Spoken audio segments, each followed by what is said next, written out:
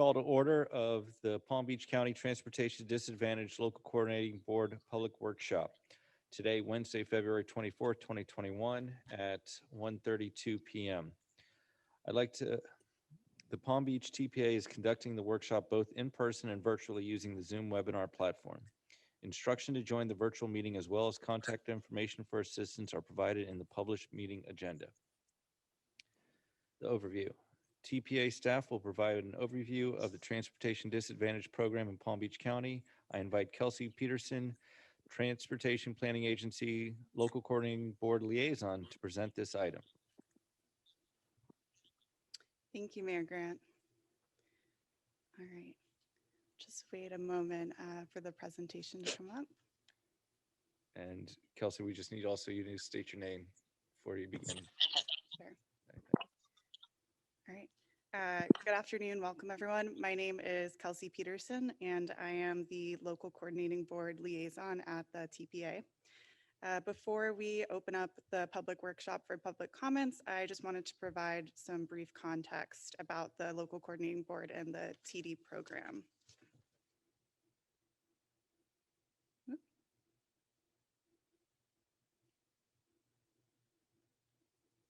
If I can advance the slide. There we go. So I'll begin by going over the Transportation Disadvantage Program, then discuss the Community Transportation Coordinator and the services that they provide as Palm Tran Connection, and then close by providing some information on the Local Coordinating Board before we open up for public comments.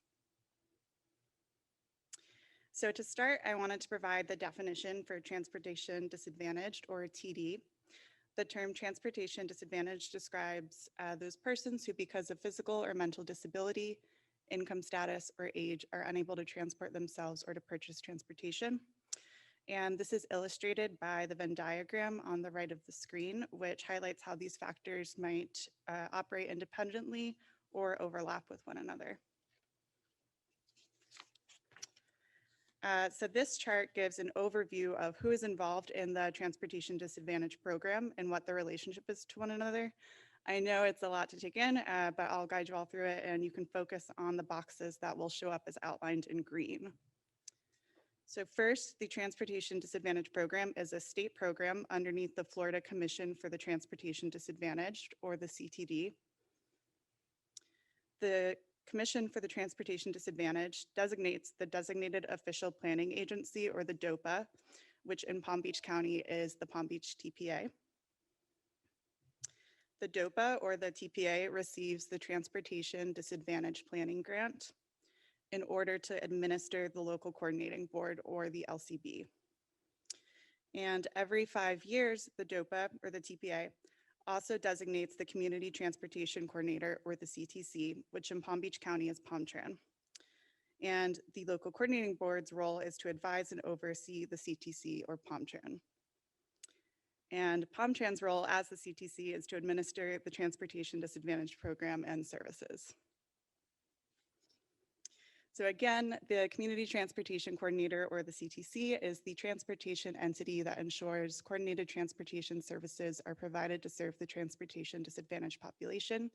And in Palm Beach County, the CTC is Palm Tran Connection. Palm Tran Connection provides transportation disadvantaged services through shared ride door-to-door paratransit service. And these are just some key things to note about the transportation disadvantaged services through Palm Tran Connection.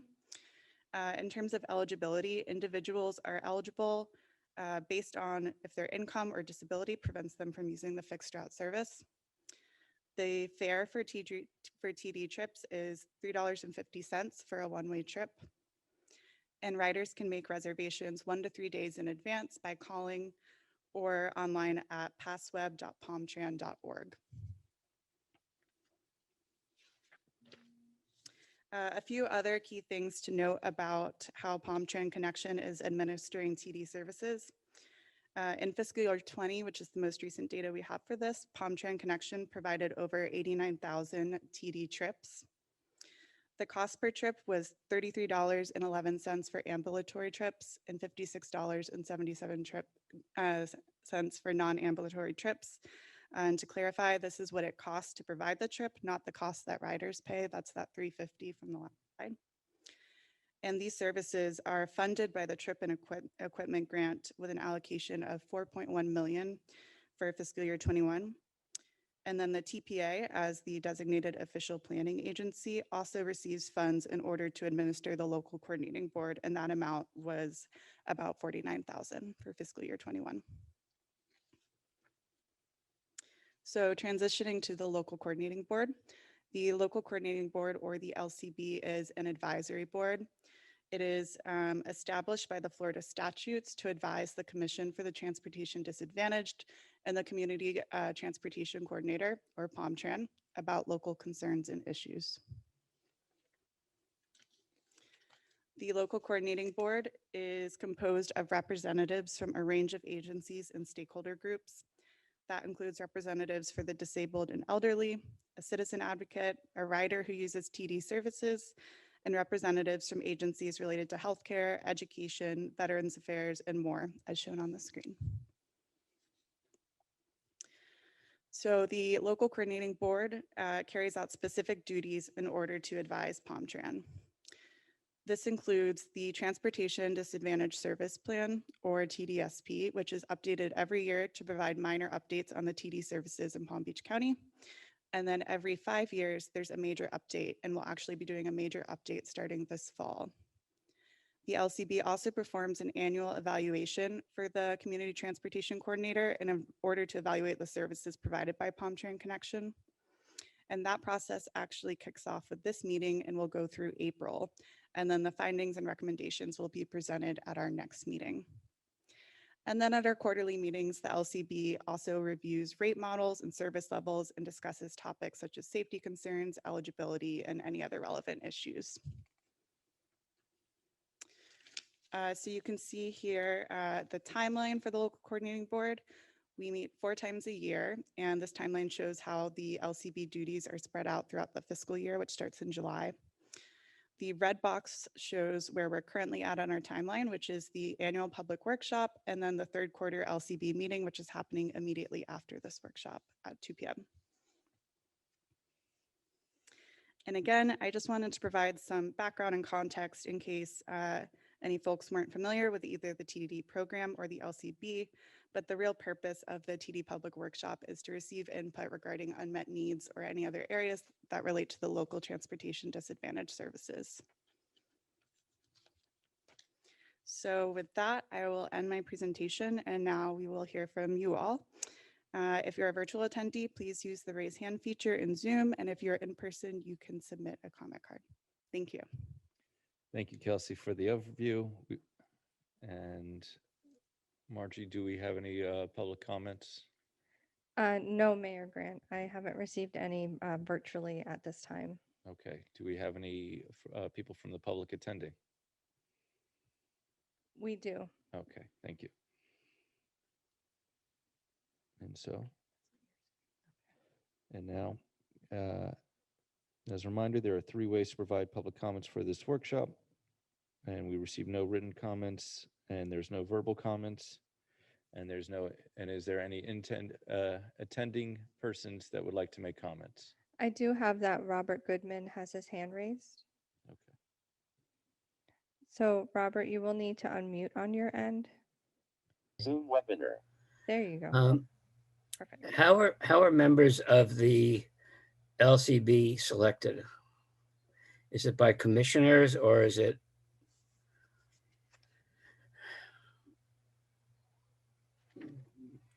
Sure. So we have, as I showed earlier on one of the slides, there's a list of different agencies and stakeholder groups that we have as representatives for the LCB. And it can either be from people from those organizations can nominate a member of the LCB. And then that goes forward to our board who can approve them, or someone who's interested can send us a letter of interest and resume with their credentials. And again, we send that to our governing board. I was curious because in Broward County, a commissioner appointed the people to the transportation board. And When there was an election, I got kicked off, so I was just curious. Thank you.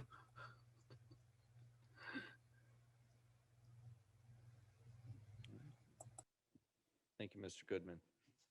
And so is there anyone else from, yes? I'm sorry, Lou, can you please turn your mic on so they can hear you? There might be people on the phone, I'm not sure, so they wouldn't be able to raise their hand. So if you want to just Um, maybe announce that if there's anyone on the phone. No? Yes, so on the phone, you are able to raise your hand. I can find those shortcuts, I'm sorry. But I only do have one caller, so you can do *9 to unmute your phone.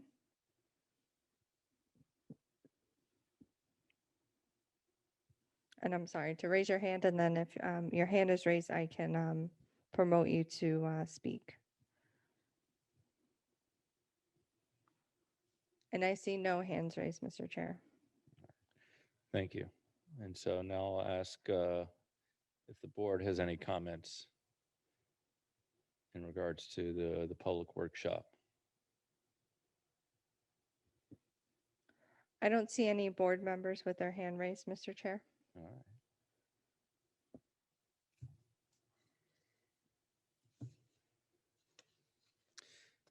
And so if that is it, is there anything else that I'm missing?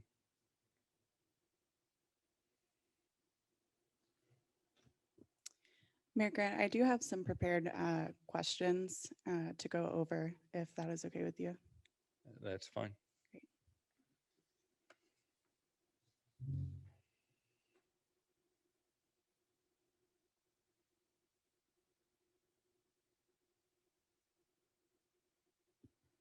So we will have staff pull up some questions on the screen, if you just bear with us.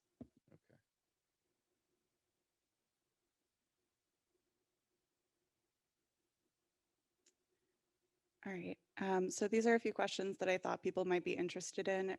If they spark any questions from the public or the board, please feel free to raise your hand. So Lou, I think this one will probably go to you, but how has Palm Tran Connection service changed because of COVID-19? All right, Lou Ferry for Palm Tran, just for the record.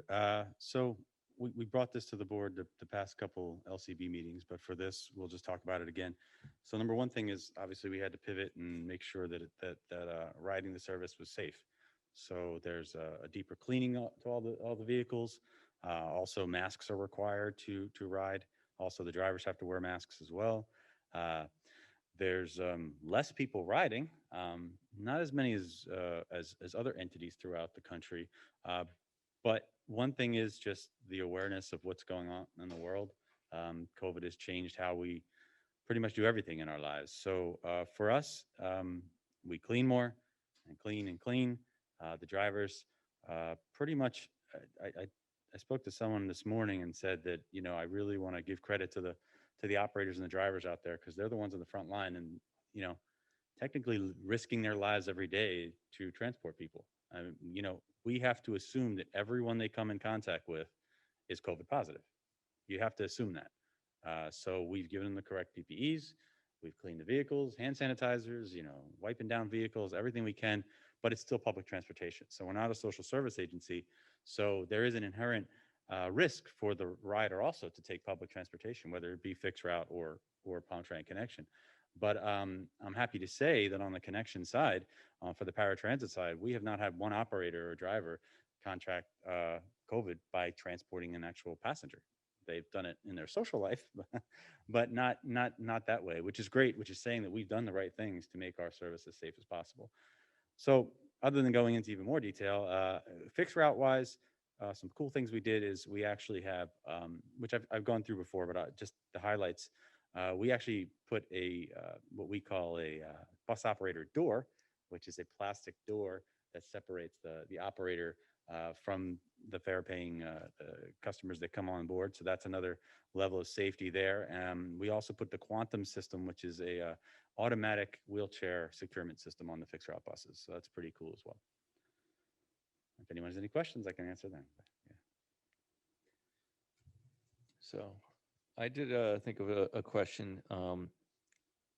I know that Palm Tran is creating a new facility for South Campus off of Congress to use electric vehicles. Will the transportation disadvantaged local be receiving these new electric vehicles, or what is the fleet maintenance schedule to receive electric vehicles? So the electric vehicles are pretty far down the line because we need that infrastructure built and all that. I don't know if Jeremy has a better answer for that. He's over there. He's our fiscal director there. But going electric on the fixed route side would be the only way for us to do it now. Right now, they don't make paratransit vehicles, the smaller vehicles in the electric. But we're how far away with electric vehicles? We have, Hold on. You gotta wait. Yeah. And please state your name. Mayor Grant, State your Afternoon. name for the record. Jeremy Baker, Director of Administrative Services for Palmtran. Currently, what we have on board for electrification of our fleet, we have funding in the TPA plan, I believe in 2025. That would be the initial fixed route buses. We have not determined the routes that those buses would be used on at this time. We are working through the process. And we're just now in the discovery phase of this process of looking at what we need to do and how we can do that properly. All right. Thank you.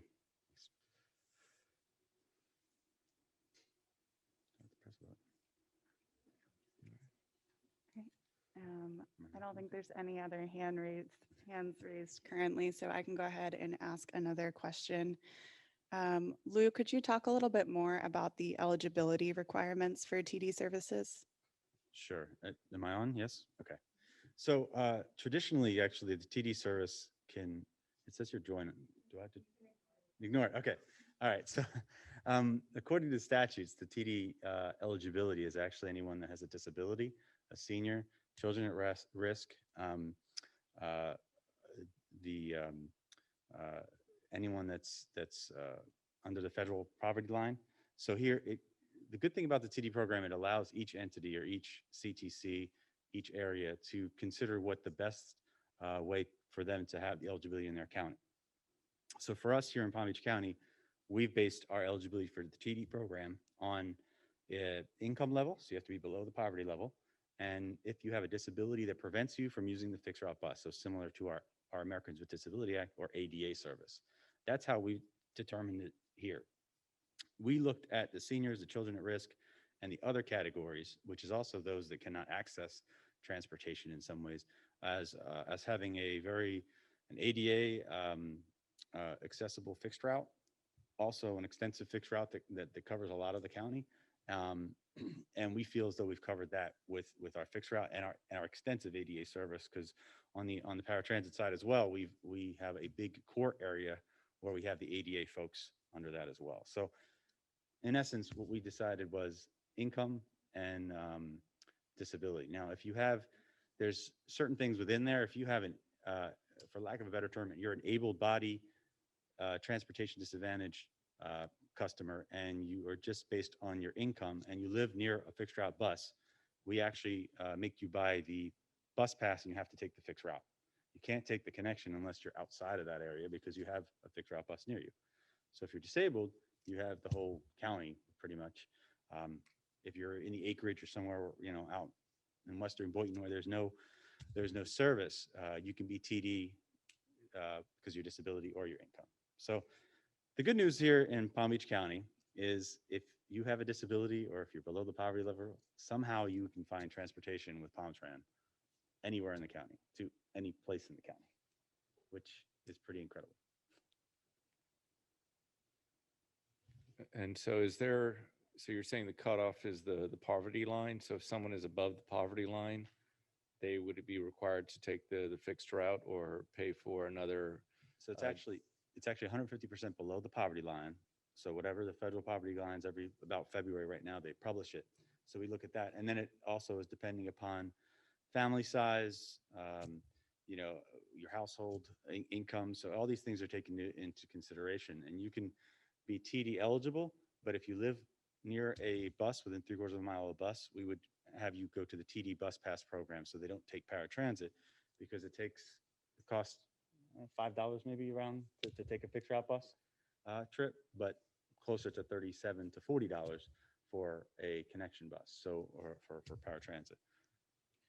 So I'm looking at the website right now for the U.S. Department of Health and Human Services. It says for 2021, a person living alone, the federal poverty limit is $12,888.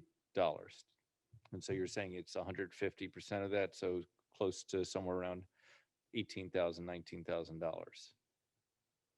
I think, do you have the numbers? I don't have the numbers on me, but We'd think have to it's- confirm I those think it's amounts. actually less than that. So it's 150% below, actually. So it takes it below that. We don't take the 100%, we go below that. So it's actually below that number. I can provide that next time. I can Okay. even get it in the break if you want to see the breakdown of what we have.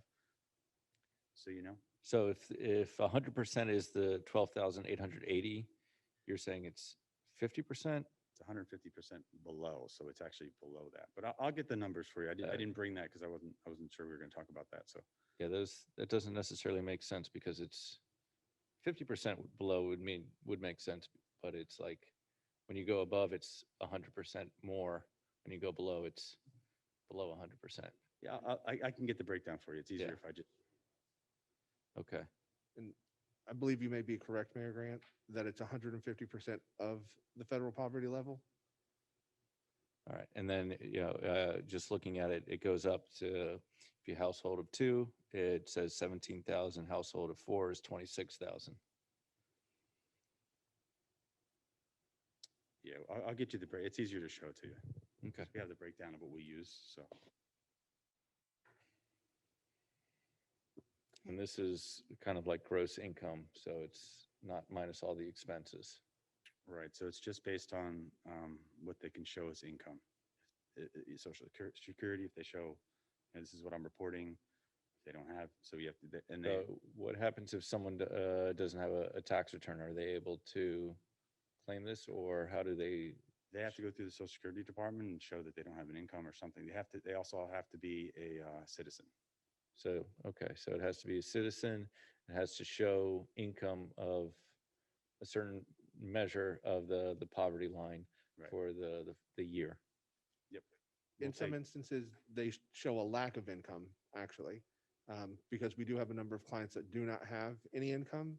So that's where they can get a wage statement from the Social Security Administration that shows that they have no income. I believe we also accept pay stubs as verification of wages and the tax returns. So there's multiple methods for a person to meet the eligibility requirements and the documentation. Okay. And so we mentioned children, at-risk children. Mhm. So if their family makes above the poverty line, they're not considered for the TD. Right, right. According to this, we feel as though within ADA, we can get most of them, children at risk or through the poverty guidelines, yes. Thank you, Lou. Thank you, Jeremy. And thank you, Mayor Grant, for the questions. Due to time constraints, I will hold off on any of the other questions so that we can start our LCB meeting on time. All right. So if I may, real quick. Yes. So I did get a text. So right now it's $9,579 a year for one person. Okay. So I think the way I might describe it is wrong, but that number you have, we take 100% of that and then another 50% below that. So it's $9,579, and then the max would be $29,140 for. This is also for our TD bus pass, just so you see, we have a sliding scale Yeah. for that. So $9,579 for our $15 bus pass, which is the lower one, and then the $19,140 for the $20 bus pass that we would sell. And that's per month or the year? That's year per year. Okay.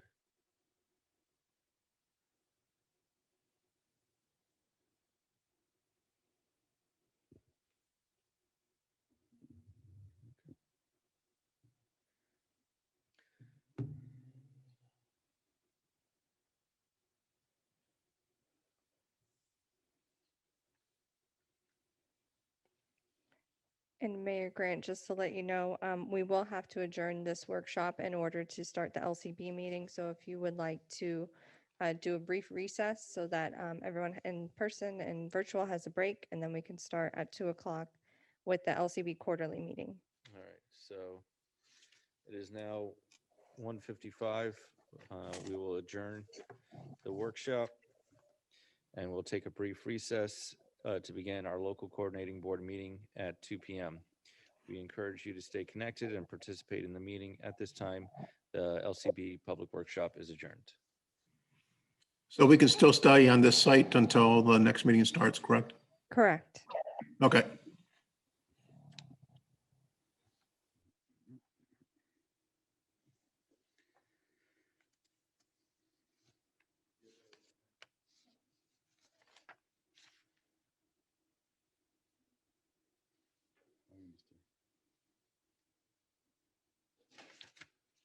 Baker there.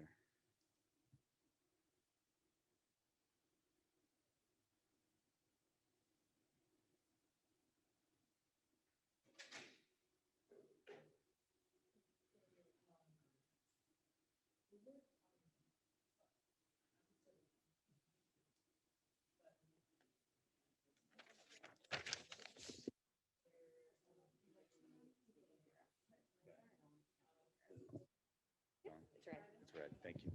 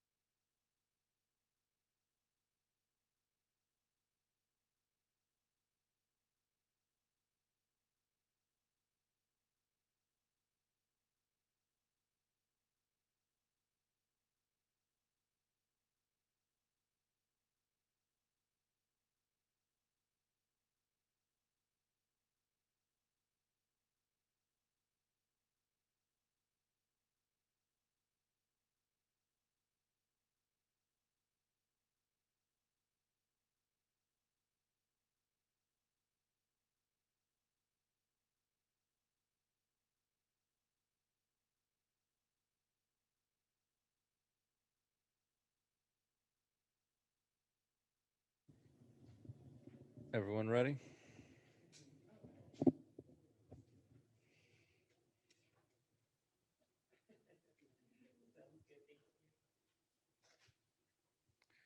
All right. Margie, let me know. You are ready to go, Mayor. All right, thank you. I'd like to call to order the February 24th, 2021 Palm Beach County Transportation Disadvantaged Local Coordinating Board Quarterly Meeting. Pursuant to the TPA Emergency Order 2021-01, the Palm Beach TPA is conducting this meeting virtually using the Zoom webinar platform. The TPA selected this platform because it does not require the public to purchase or download any additional software or equipment to attend this meeting. Aside from the Zoom webinar platform that the participants will use to attend remotely, the public will have no discernible difference in their ability to watch the meeting from that of someone physically attending the meeting. Introduction to join the virtual meeting as well as contact information for assistance are provided in the published meeting agenda. Please note that although some members of the LCB are attending the meeting in person, board members will be appearing at today's meeting remotely, either via webcam or telephone. Additionally, scheduled presenters and the LCB liaison will also be appearing via webcam or telephone. Now, everyone, please rise for the Pledge of Allegiance. I pledge allegiance to the flag of the United States of America and to the republic for which it stands, one nation, under God, indivisible, with liberty and justice for all. Thank you.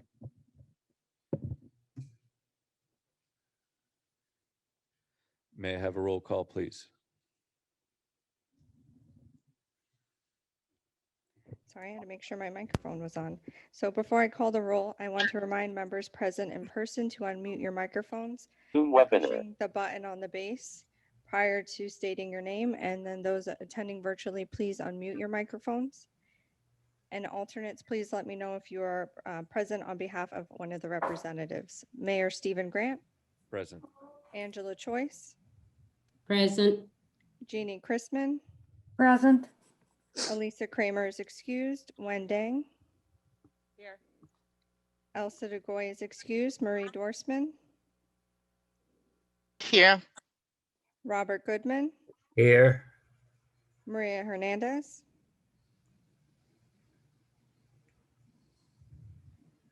Maria Hernandez. I do see that she's present, Mr. Chair, but I am not getting her audio. And I do see her virtually, so I will mark her as present. Okay. She may just be need to connect something. Robin Manuel, I'm here. Angela Morlock, Vanessa Palomino, David Rafaitis, Present. Merlene Ramnon, Present. Takesha Saffold, Present. Laura Schultz, Here. Mallory Sanat. We have a quorum, Mr. Chair. Thank you, Margie. And now, are there any modifications to the agenda? No, Mr. Chair. If there are no modifications. or Motion to corrections- approve. Thank you. May I have a second? I'll second. Second. All right, and Margie, do you need them to state their name?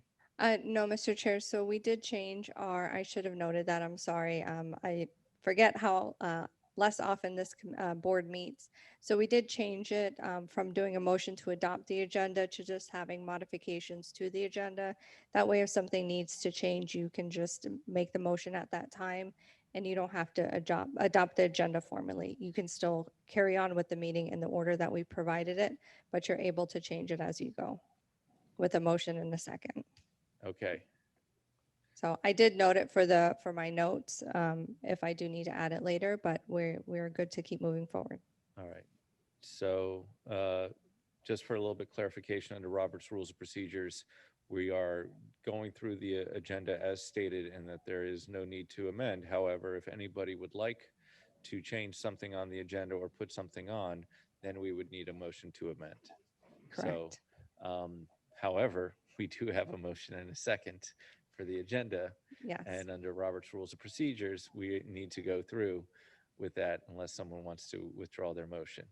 I think it would be easier just to Just go to move through forward, the, yes. And I would ask that that would be a verbal vote versus me doing a roll call vote just in the sake of time. yes. So all those in favor of the motion as stated, please state so by saying aye. Aye. Aye. Aye. Aye. Any opposed, state so by saying nay. Hearing none, the agenda is approved unanimously. Motion to approve the minutes. Are there any changes to the minutes? And this is a question to the board. If not, can I have a motion to approve the minutes as presented? I'll move to. approve. So I had Robert Goodman followed by Jeannie Crispin. So if there's no objection, I can do a motion by Robert and a second by Jeannie. Thank you. Is there any further discussion? Hearing none. All those in favor state so by saying aye. Aye. Aye. Aye. Aye. Aye. Any opposed, state so by saying nay. Hearing none. Motion to approve the minutes is passed unanimously. Moving forward to general public comments. As a reminder, there are 3 ways to provide public comments for this meeting. Written comments may be submitted online at the website provided in the agenda. Verbal comments may be made by virtual attendees using the raise hand feature in the Zoom platform. And if anyone is on their phone, they would hit *9. *9, yes. And verbal and written comments may be provided by an in-person attendee submitting a comment card available at the welcome table. Have we received any general comments? No, Mr. Chair. Does anyone have their hand raised? No, Mr. Chair. All right. We will now close general public comments and we'll go to comments from the chair and member comments. As for now, I look forward to thanking everyone who participated in our workshop today, and we look forward to getting a little bit more information regarding the eligibility requirements and how does one become eligible, the process, I think. Who do they call, what website do they go to, and where do they need to send the documents? And before we open it up to the floor, I'd like to welcome Miss Yuen Dang as our representative for the Citizen Advocate vacancy, and Miss Vanessa Palomino, a representative for the Area Agency on Aging. And I'd like to request that you introduce yourself and provide a brief summary of your credentials and what would you like to do here with your position on the LCB. Okay, I'll start first. Good afternoon, everybody. My name is Wen Dang. I am a transportation engineer. I've been serving in this area. Okay, I've been serving in this area for 10 years. I have extensive experience in transportation planning, engineering, construction. Ultimately, my participation here is I want to be of value in providing my expertise in the way that, one, we do routing, I understand transit planning, and then ultimately be better served in this area for the community. Thank you, Ms. Dang. My name is Vanessa Palomino. Vanessa, make sure you speak into the microphone. My name is Vanessa Palomino. I've been with the Area Agency on Aging for 1 year. I don't have any experience with transportation, but because we work with the elderly, I do want to help them as much as I can. All right, thank you so much. And now, if there's any virtual participants from the board that would like to make comments, please raise your hand and Angie will let me know to give you the Margie. floor. Margie, you said Angie. I'm sorry. It's all good. And then Mayor, previously for this board, you did have me do a roll call to make it easier for the members. Would you prefer that I do that? Or do you want to go with the raised hand option? Well, let me ask you this. How many people have their hands raised right now? 0. Okay, so if someone would like to have a comment, please raise your hand. I know, or Otherwise, I do have it noted for you that at the end, we can also take member comments as well. okay. And so if no one has a comment now, we'll most likely do the roll call at the end of the meeting to Okay. discuss anything that we like to make a comment on at this meeting. So we'll move forward and go to our LCB liaison report. So I invite Ms. Kelly Peterson to review the LCB liaisons report.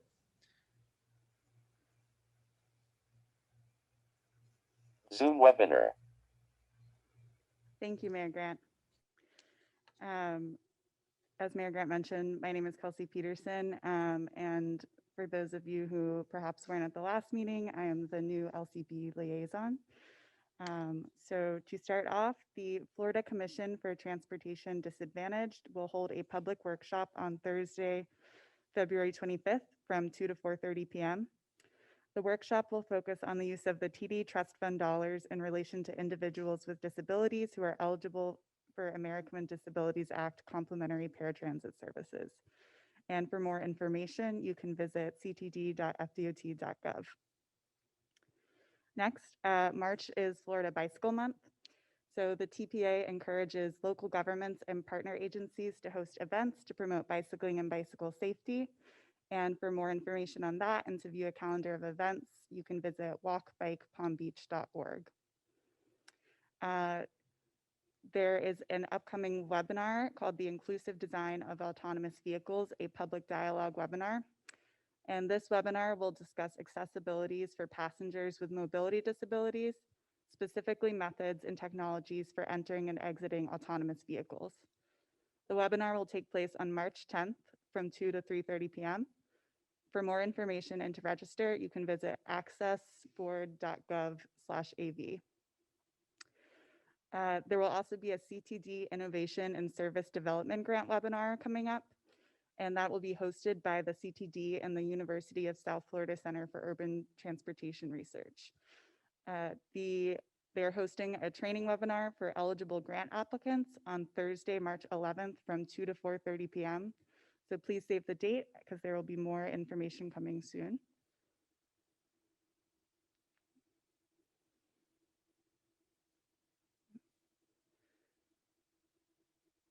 Whoop. There we go. So the 2021 Virtual Legislative Day is coming up on March 29th. That's hosted by the Florida Public Transportation Association and the CTD. And that'll be again on March 29th from 1:30 to 3 p.m. For more information and to register, you can visit floridatransit.org/legislative awareness day. There is a 2021 American Association for Retired People Community Challenge Grant that has applications open now. This grant provides small grants to fund quick action projects that can help communities become more livable for people of all ages. The applications are due by April 14th. And for more information, you can visit aarp.org/community challenge. And then last, LCB members are encouraged to provide a 10-minute presentation on how their agency and everyday work relates to the transportation disadvantaged.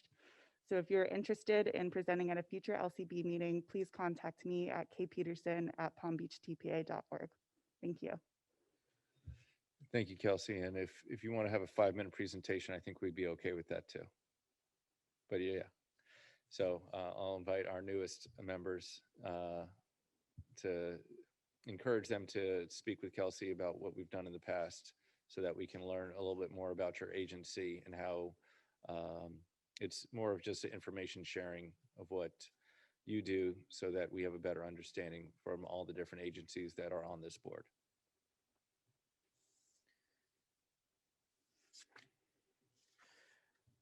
Now we're on to action items. Motion to appoint a representative to the South Florida Regional Transportation Authority Americans with Disability Act Advisory Committee. The SFRTA ADA Advisory Committee is an advisory committee to the governing board that addresses disability issues in the Tri-County area as it relates to Tri-Rail. Is requesting the Palm Beach County LCB to designate a representative and alternate to serve on this committee.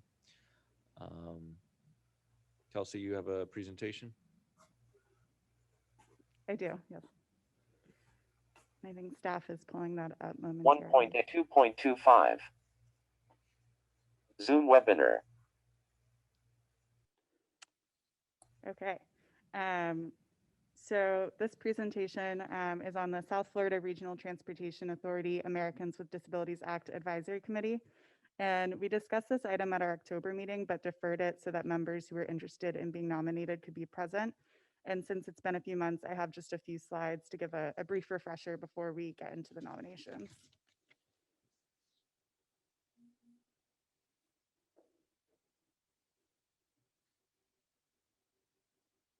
There we go. So the SFRTA ADA Advisory Committee is an advisory committee to the SFRTA Governing Board, which operates Tri-Rail, and it addresses ADA issues in the Tri-County area relating to Tri-Rail. So each of the 3 counties served by Tri-Rail, Palm Beach, Broward, and Miami-Dade, has an ADA coordinator, an LCB member, an LCB liaison, and a local transportation representative on the advisory committee. But currently there's a vacancy for an LCB member from Palm Beach County. So we are looking for a representative and potentially an alternate to serve on the ADA Advisory Committee as the LCB representative for Palm Beach County. And prior to last meeting, I believe that Angie Murlock and Takesha Saffold had both expressed interest. So we wanted to give them a chance to speak about their interest. And that is all I have for my presentation. Thank you. All right. And so now I'll call the board to see anyone who would like to express interest on this board meeting. And when does this board meet? So I'll let Lou take that one as the chair. It doesn't meet often. We met yesterday, but it's every maybe 3 months or 2 It's months. It on a depends. quarterly basis or on an as-needed basis? During COVID, it's been a little messed up. Normally, it's by every other month. Okay, so 6 times a year. Yeah, about that, in Okay. case anything comes up. We also usually do a Tri-Rail station assessment too. We go to one of the stations and we're there with an ADA expert that they hire, and we go through the whole station, which is actually kind of a cool thing. But yeah, it's kind of neat. That is interesting. So we can maybe do Boynton Beach, and I look forward to getting those results, yes. So now I'll ask if there is anyone to unmute their microphone and state your name and stating you would like to be on this board, and after we hear from all the nominations, we'll vote for the person and then an alternate. Mayor Grant, I just want to note for the record that I did not receive any public comments on this item. Okay, thank you. You're welcome.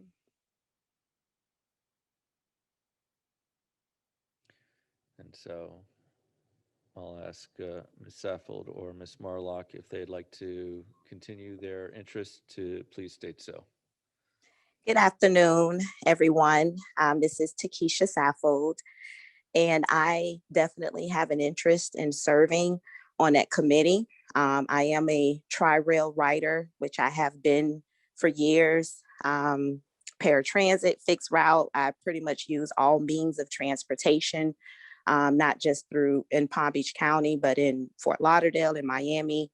I have used the Tri-Rail to go back and forth from the airport, and also to use other paratransit systems as far as linking. I feel that I would be great for this committee, and that I am ADA certified. So some of the things that I should be out on the lookout for is some of the things that I feel that I am certified or have some expertise, knowledge in, and also having a rapport with many others in this county who use the Tri-Rail station that may have various questions or concerns I've been able to answer and to assist with. Thank you. Thank you, Ms. Saffold. And Mayor Grant, I wanted to double check before I noted it for the record. I don't have that Ms. Morlock join the meeting. Okay. It would only be Ms. Saffold that provides a background. Okay. Was Ms. Morlock at our October meeting? No, and we had deferred this item to allow her and Ms. Saffold to provide a background of their credentials so that the board could make a determination on who to appoint. Okay. Yeah, this is Jeannie and I can't find my hand to raise. I don't know where it went. We hear you fine. So if you'd like to make a comment, we, Yeah, I would. Takesha Saffold does ADA training for all of my safety meetings for my drivers. So if she needs a nomination from another board member, I would like to nominate Takesha. I think she'd be a good candidate for this. And if Angie doesn't want to do the alternate, I'd be okay doing the alternate. all right, thank you so much. And I did see, Yeah, sorry, this is Lou again. I was going to say that there is a designee and an alternate, so they could both possibly participate. okay, so with Ms. Morlock not attending, if there is a second for Jeannie to be the alternate, we could move forward.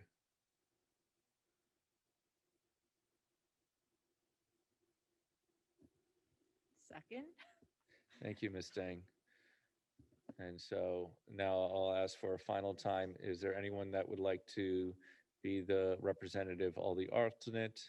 If not, voting will close. And Ms. Saffold and I think Ms. Chrisman will be the alternate. Not hearing any further nominations or interest. The nominations are now closed, and congratulations to Ms. Saffold as our representative to the SFRTA ADA Advisory Board and Ms. Chrisman as the alternate.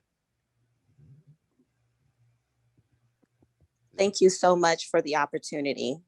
I greatly appreciate it. Our Thank pleasure. Moving on to our second action item. The Palm Beach TPA as a designated official planning agency must annually review the AOR, Annual Operating Report, and forward comments to the Commission for Transportation Disadvantage, CTD. Palm Tran Connection staff will present the attached Annual Operating Report. I invite Jeremy Baker, Palm Tran Director of Administrative Services, to present this item. Zoom webinar. So Jeremy and I are both going to do it together, so I'll kick it off. Thank you.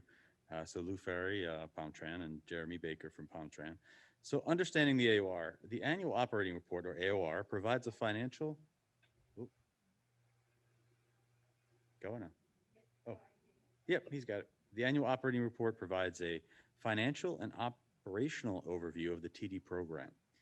The AOR is a requirement of the Community Transportation Coordinator, or CTC, pursuant to Chapter 427 of the Florida statutes, and is due by September 15th each year. Information reported is collected and compiled from each county based on the state fiscal year of July through June. Information is collected to generate a statewide operation profile of the Florida Coordinated Transportation System, evaluate certain performance aspects individually and as a whole, and create a summary of performance trends statewide. The state AOR is completed by the Commission of the Transportation Disadvantage, or CTD, on January 1st each year and delivered to the governor, legislature, and commission to substantiate the need for additional funds. So they take the AOR from each CTC, and then they compile that into one state AOR, which is then used to, then they present it to the legislature, and they use that to determine what's going on in the state as far as coordinated transportation. So we, in your packets, you received the actual AOR. So, right, Kelsey, they had the snapshots from the actual AOR that was presented this year. Excuse me. We also compiled something to show you the last 3 years. Jeremy will take that. So being the financial person, I get all the number issues all the time. So looking through this, instead of trying to go through the item that's attached as a backup, I believe Kelsey put this together to try to summarize the salient points of the presentation.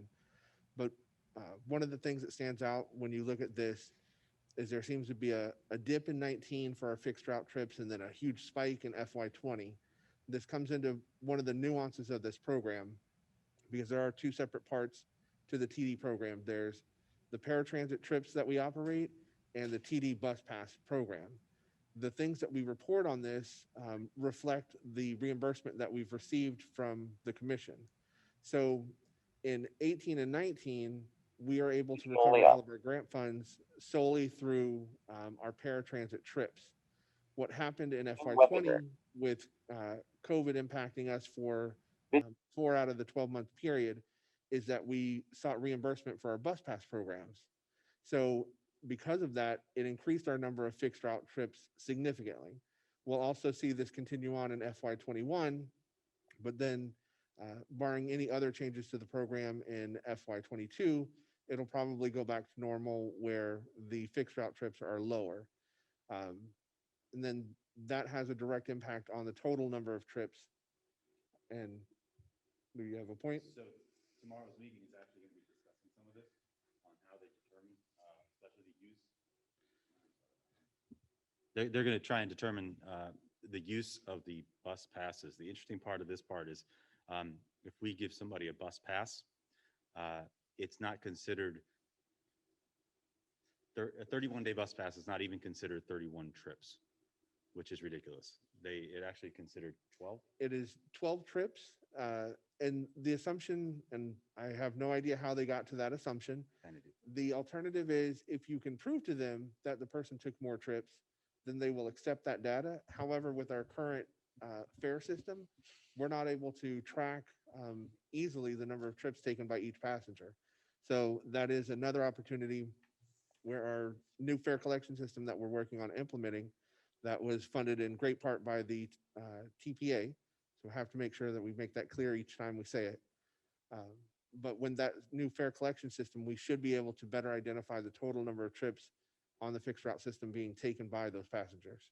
And just real quick, so 31-day bus pass, you have to think that you're going one way and coming back. So maybe at least 31 or at least 60 trips. Well, one of the biggest reasons why they changed it was the smaller counties fought and said that there's too many trips being generated by the larger counties with fixed route buses. So we showed so the TD Commission is constantly, I'm sorry to go off, but I think this is important to talk about. So the TD Commission, remember, it's funded by the trust fund, TD Trust Fund, which really comes from our registration, $1.50 from our registration for motorcycles, boats, and our automobiles. It's shared throughout the whole state. So Palm Beach County, Broward County, Orange County, Hillsborough, Miami-Dade, we get the vast majority of the amount of money. Now, of course, we have more population and we have more trips. Well, the smaller counties have always fought to say there's an urban versus rural problem in Florida. Now, we have transportation with our fixed route buses. We have our own transportation, the money that we put in as well. So here in Palm Beach County, we have a lot of options. If you're in some Sumter County way up there, they don't even have fixed route. They don't have much. So they might have to still go to dialysis to another county.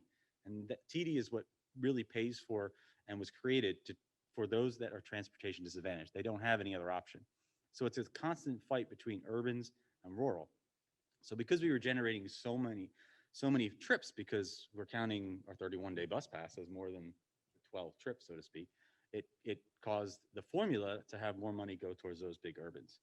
So tomorrow is going to be a pivotal thought process as well to see how we can really capture that. And again, with our new fare system, we'll be able to show, look, we can pull these numbers and show that there's more than 12 trips, which will actually draw more money down to our county.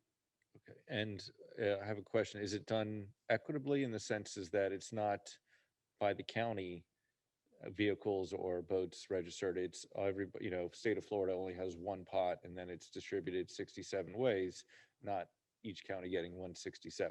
Right. Correct. So they have a formula, and it's all it's about the amount of miles that you take, the amount of trips, the population, all these different things in this one formula. Try and figure out how they break up it's about $67 million, I think it is. Maybe Sean knows, but I think it's right now the trust fund is around that amount. Okay. And it's broken up really where a lot of the larger urban counties are getting the money. Smaller counties don't get as much. Right. There's some counties that have less than a 50,000 person population. Exactly. But, they're the, 100 square miles or more. So it makes it that much more difficult.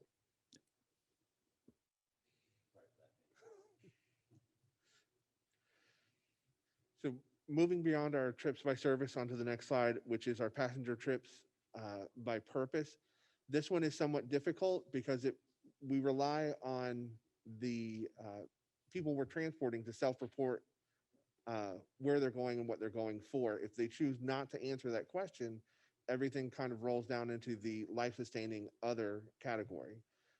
But these are the major categories that the TD has established.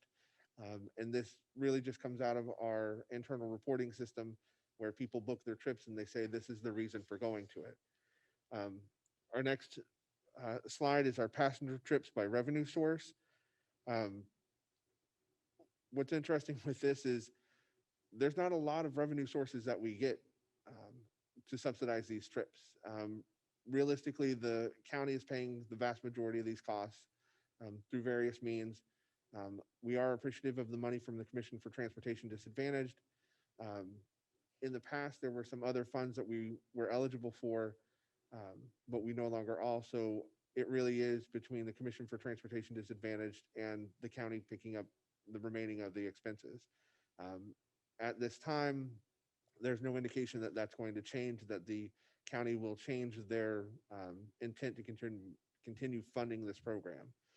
So then when we go to our trips by provider type, that is our next slide. This really just breaks down into the CTC, which is the trips that we provide ourselves. Those are our fixed route trips. And the transportation operator is those provided on our paratransit service. Again, this is reflective of the first slide where you saw a big swing in the number of bus pass riders, and that's why the trips moved as much as they did. But you can see also the large dip in the transportation operator trips from 19 to 20, caused mostly by the COVID issues that we have.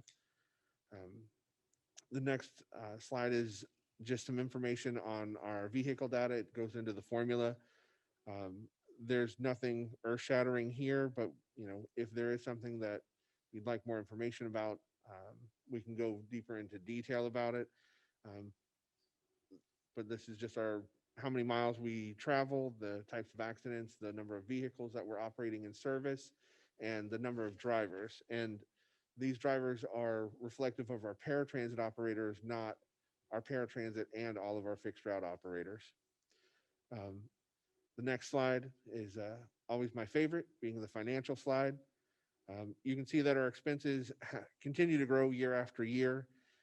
Our revenues are keeping up, but that's again only because the county continues to fund whatever shortfall there is with regards to the program.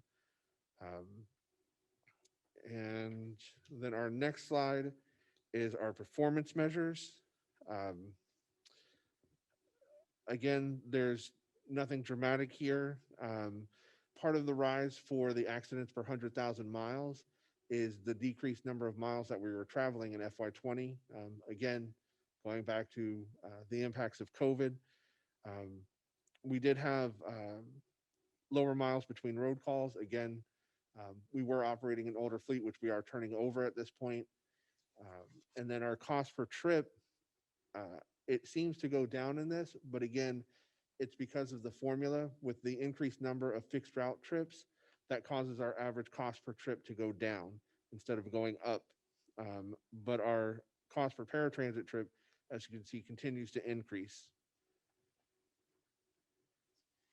And then our summary slide just talks about the number of trips, how they've moved, how our miles have moved, our revenues and expenses. It's, as the title indicates, it's just a summary of the other slides.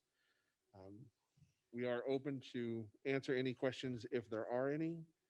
If not, we hope that you approve of the annual operating report so that we can submit it to the Commission for Transportation Disadvantaged.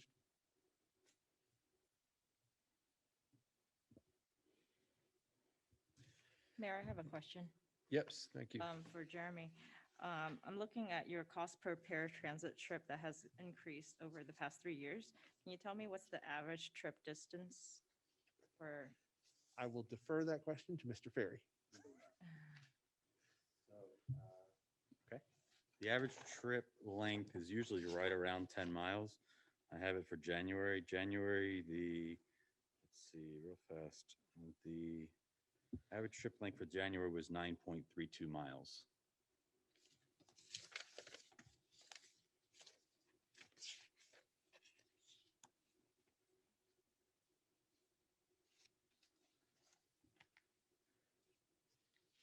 And then, Wen, did you have another question?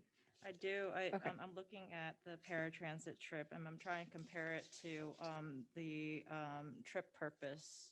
Just trying to understand because the increase is significant. You're talking about more than 25%. See if we can get more ridership, then we can get that number down to help with ultimately your numbers, right? So I'm trying to figure out where can we do better. Each day, we continue to try to answer that same question. Currently, some of our greater challenges are on the paratransit side because of social distancing requirements. We're having a much lower passenger per hour efficiency rate than we have in the past. It is difficult not being able to multi-load multiple parties onto a single vehicle. That drives it down. The same on our fixed route side. We've got capacity limitations on our buses, which isn't necessarily going to show up in this group of data, but a lot of our costs are staying flat or doing normal increases, but our ridership is significantly lower. So it causes all of our ratios to skyrocket, which in our next presentation we're about to do for our transportation disadvantage rate model, it'll become very clear the impacts on that. And if I may, Mayor, real Grant. quick, Mayor, Yes, Lou. you got to remember with TD too. So transportation disadvantage program is throughout the county, which means there's a lot of really, really long trips. That 9.9 miles per trip is low compared to the TD trips because the transportation disadvantage trips, mostly they originate outside of the core area of the ADA. So they're the Loxahatchee to Bocas, the Pahokee to Boca, the Jupiter to Boca, that maybe out west that they don't have service, or they're longer trips. The TD trips tend to be the longer trips. The ADA trips tend to be closer because they're within that core area or 3/4 of a mile of the bus route. Mayor, And I just want to know, Robert, I do see that your hand is raised, but I was giving Ms. Dang an opportunity to ask her questions. I'm done. Okay. So I do have Robert with his hand raised, Mr. Chair. Yes, I'd like to give the floor to Mr. Goodman. Lou, what kind of accidents are those, and were there any injuries to passengers or drivers? We have some major accidents, but not many throughout the year. Most of them accidents. And Jeannie could talk about this, Jeannie Christman, if she wants to hop in, but most of them are drivers hitting fixed objects. So they're backing into poles, they're backing into mailboxes, maybe within their own parking lot, hitting things. As far as major accidents, we might have one every couple months. But the amount of miles that we're doing, we're close to 1 million miles a month. So it's actually amazing to me how we're not in more accidents. But An accident like the one I was involved in last year, what's the process for reviewing the driver and reviewing what happened to that in that accident? So normally when there's an accident, pretty much of any source, we have the providers actually have a video system, and then we have our own video system with our cameras. So we'll review the cameras and we'll determine what happened, whether it be we got hit because someone ran a red light, or if the driver fell asleep, things like that. So we review everything and write a very comprehensive review of it. We actually have to send any major accidents to FDOT, Florida Department of Transportation. We have to send them to the TD Commission. So there's an extensive look into what happened. Thank you. Yep. Thank you, Mr. Goodman. Do we have anyone else with their hand raised? No, Mr. Chair. And for the record, I do not see anybody. I'm sorry. I don't see any members of the public with their hands raised. All right, thank you. And so if there is no further comments from the board or from the public, I'll ask for a motion to accept the AOR? This is Motion to Jean accept. and I'll move to accept. And do we have a second? Second. I'll second. All right, thank So, you. Mr. Chair, just for the record, in case those virtual didn't hear, I had a motion by Jeannie and a second by Wen. All right. And now that we have a motion second, and there's no further discussions, Margie, would you please make a roll call? Yes, and just for clarification for everybody, the motion on the floor is to adopt the fiscal year 20 annual operating report as presented. Before I call the roll, virtual members, please unmute your microphones. In-person members, please remember to turn on your microphone. Please respond by saying either yes or no when I call your name. Mayor Grant, Yes. Angela Choice, Yes. Jeannie Crispin, Yes. Elisa Kramer is absent, Wen Dang, Yes. Elsa DeGoy is absent, Marie Dorsman, Yes. Robert Goodman, Yes. Maria Hernandez, Yes. Robin Manuel, Yes. Angela Morlock, and I'm still showing her as absent, Vanessa Palomino, Yes. David Rafaitis, Yes. Merlene Ramnon, Yes. Takesha Saffold, Yes. Laura Schultz, Yes. Mallory Sanat. Yes. It passes unanimously, Mr. Chair. Thank you very much. Our next item is information items. Oh, I'm sorry, Mr. Chair. There is, we do have another action item. Oh, I don't know I'm if sorry. it got. I was looking at. So now we are moving to approve the fiscal year 21 transportation disadvantage trip rates. Palm Tran Connection staff will present the attached proposed Webinar. TD trip rates for fiscal year 21 and provide an explanation of how the rates are established and why they have changed. I invite Lou and Jeremy to present this item. Thank you, Mayor Grant.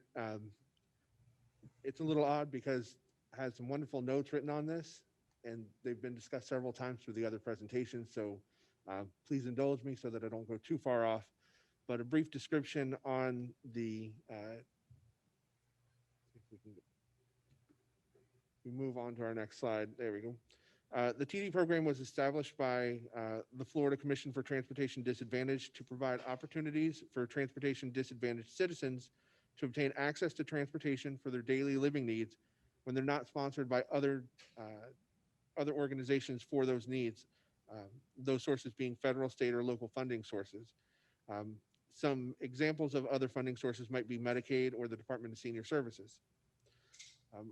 We establish these rates on an annual basis as a requirement from the Commission for Transportation Disadvantage so that we can be reimbursed for these trips under the TD grant program. This rate has to be approved by you, the local coordinating board. These reimbursement rates that we use for the TD grant program are established based on budgeted expenses less revenues divided by the number of projected trips and according to the direction that is provided by the Commission for Transportation Disadvantage. So they set the way that we have to do it, and we just really put in our numbers, and whatever it comes out, and that is our rate. In the past, we have provided trips far in excess of the number necessary to fully recover the grant dollars that are allocated to us. This past year, though, was the first year that due to the decrease in ridership, we were not able to fully recover the grant funds. And that was taking into account a change that the Transportation Disadvantage made mid-year where they provided emergency relief funds to try to supplement the amounts because they saw statewide, basically the trips kind of fell off of the cliff for everyone, and it has a negative impact across the board.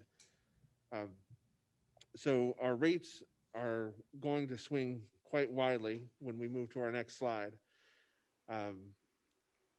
And we see what our proposed rates are for FY21. So in FY20, our proposed rate for an ambulatory trip was $33.11. Our proposed rate for FY21 goes up to $65.74. That's an increase of $32.63, almost 100% increase. The same can be said for our non-ambulatory trips, which go from $56 and change per trip to almost $113 per trip. Again, that same almost 100% increase. As we've discussed, the reason for this is that our expenses have remained the same. The way that we operate our program, our vendors are paid per revenue hour. So whenever they're out running a vehicle around, or even if it's stationary waiting for trips, we're paying them for that time. So it's incumbent on us to try to get as many passengers on that vehicle and move them through as quick as possible to get the efficiency up. Because of the decreased ridership, those expenses have stayed the same, but just mathematically, our denominator has changed, and we don't have as many trips. That is what the large increase is attributable to. We do have in your packet, you have the full worksheet that's required by the CTD on how this is all calculated. I'll go into whatever other questions you may have. I believe Lou has a point that he'd like to make before we move on. Right. So just back to what I was saying about how the TD program breaks out. So this TD rate model was created almost as a response to the rural saying how, we're not getting enough money, everything like that. So the urban said, well, let's figure out how much we actually spend on transportation. So as you can see, it's a lot of money we're spending. They still give us the $4 million grant that they give us, or 3 point something, whatever they give us. Let's say $4 million they give us for a grant. This just means we're going to be billing them at a higher rate, not buying as much trips from them. However, they cap it out at whatever $4 million divided by 12 months. That's how much they're going to give us no matter what. And we overmatch the program with ad valorem taxes with the county money by so much that it really doesn't matter. So this actually shows, and it's a trend that's around most of these urbans, that these prices have gone through the roof since COVID. The actual cost of what it costs to do business here. And that was the thought process, to actually show what's happening in each county. Is that the end of the presentation? This one was short. All right, thank you. And so I'll ask anyone from the public who has any comments in regards to the price increase. Margie, do you see anyone with their hand raised? No, Mr. Chair. All right, and now I'd like to ask the board if they have any comments in regards to the new price increases. And so this is not saying that we're getting more money. This is just saying this is what our new costs are because of social distancing. Even though gas was much lower last year than it has been. I remember, April, it was under $2 a gallon. But because of the inability to put more people on a paratransit vehicle, we are severely hindered by the increase in costs, because we still need to give them rides, except now we need more vehicles, more drivers, and everything else that goes involved, and more gas. And not to put too fine of a point on that, but this does not increase the amount that we get from the state, because that's done through a separate formula, which I believe that's the workshop that they're having this week, is to discuss if they're making modifications to that formula, which has to go to the legislature for changes. It doesn't change the trips that we're providing to anyone. So we will not be decreasing or denying trips because of this. This is just merely a matter of the billing rate that we're charging to this grant. We will continue to provide trips at the current level as needed until we receive some type of direction from the Board of County Commissioners. Okay. And I'll ask the board if they have any questions. So please raise your hand. And if you're in attendance, please let me know. So Yeah. I don't see any hands raised at this time.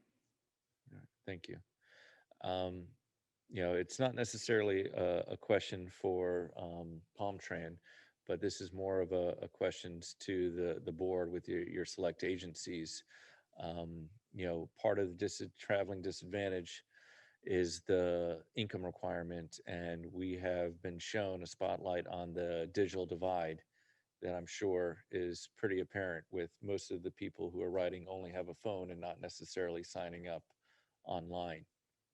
Um, in my city, I'm trying to work with nonprofits so that we are able to get refurbished or used electronics and teach the disadvantaged how to use that, because like you saw with some of the needs is necessarily um, life-sustaining activities, which includes going to the grocery store. There are certain programs available now um, that can provide people food, as if they have access to letting the people know through the internet that they need food. In addition, there's the telemedicine that is becoming a huge service.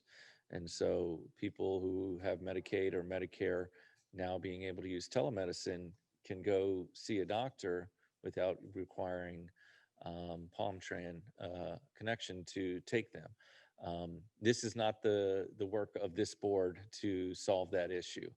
It is the work of more or less the individual members of the board to work together to solve this issue, because we are making sure that everyone has access to transportation. However, that would go outside of our scope to determine electronic internet and electronics. So this is something that if you'd like to discuss with me outside of the board meeting, I'm happy to discuss, because um, knowing that there are other solutions, it's point. But we have, in the history of the internet, we're going on almost 30 years that I'm aware of, we really haven't reached out to the disadvantaged communities to get them involved, and now's the time.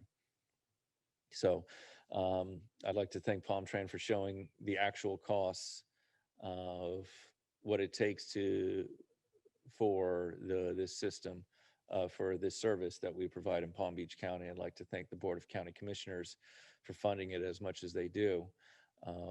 But to think that the county is going to be able to find more money each year, including any sort of social distancing, or what we don't necessarily know what the future is going to hold.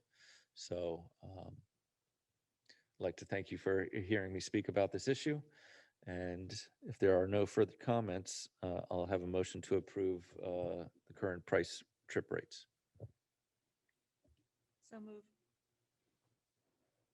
Thank you. Second. All right. And seeing no further discussion, may I have a roll call, please? Yes, so the motion on the floor is to approve the fiscal year 21 TD trip rates as presented. I had a motion by Wen and a second by David. Before I call the roll, again, virtual attendees, please unmute on your end, and in person, please turn the microphones on with the base button. Mayor Grant, Yes. Angela Choice, Yes. Jeannie Crispin, Yes. Elisa Kramer is absent, Wen Dang, Yes. Elsa DeGoy is absent, Marie Dorsman, Yes. Robert Goodman, Yes. Maria Hernandez, Yes. Robin Manuel, Yes. Angie Morlock is absent, Vanessa Palomino, Yes. David Rafaitis, Yes. Merlene Ramnon, Yes. Takesha Saffold, Yes. Laura Schultz, Yes. Mallory Sanat. Yes. It passes unanimously, Mr. Chair. All right. Thank you. Now we are moving on to informational items. 2.5.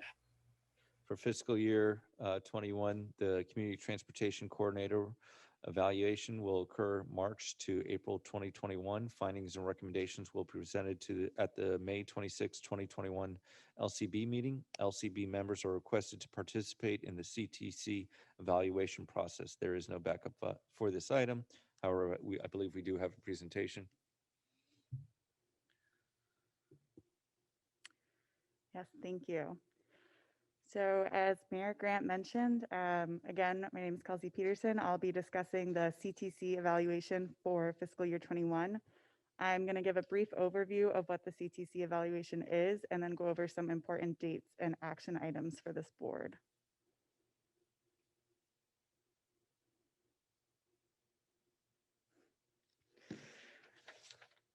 All right, so every year the LCB reviews the CTC in order to evaluate the operations and performance. And this process is guided by the CTC evaluation workbook provided by the Commission. And in addition to reviewing and analyzing data on operations and performance, a main component of the evaluation is surveying the riders and beneficiaries, and when relevant, purchases of services and contractors. This process kicks off now actually with this meeting, and it will go through April. And then I will present findings and recommendations at our next meeting on May 26th.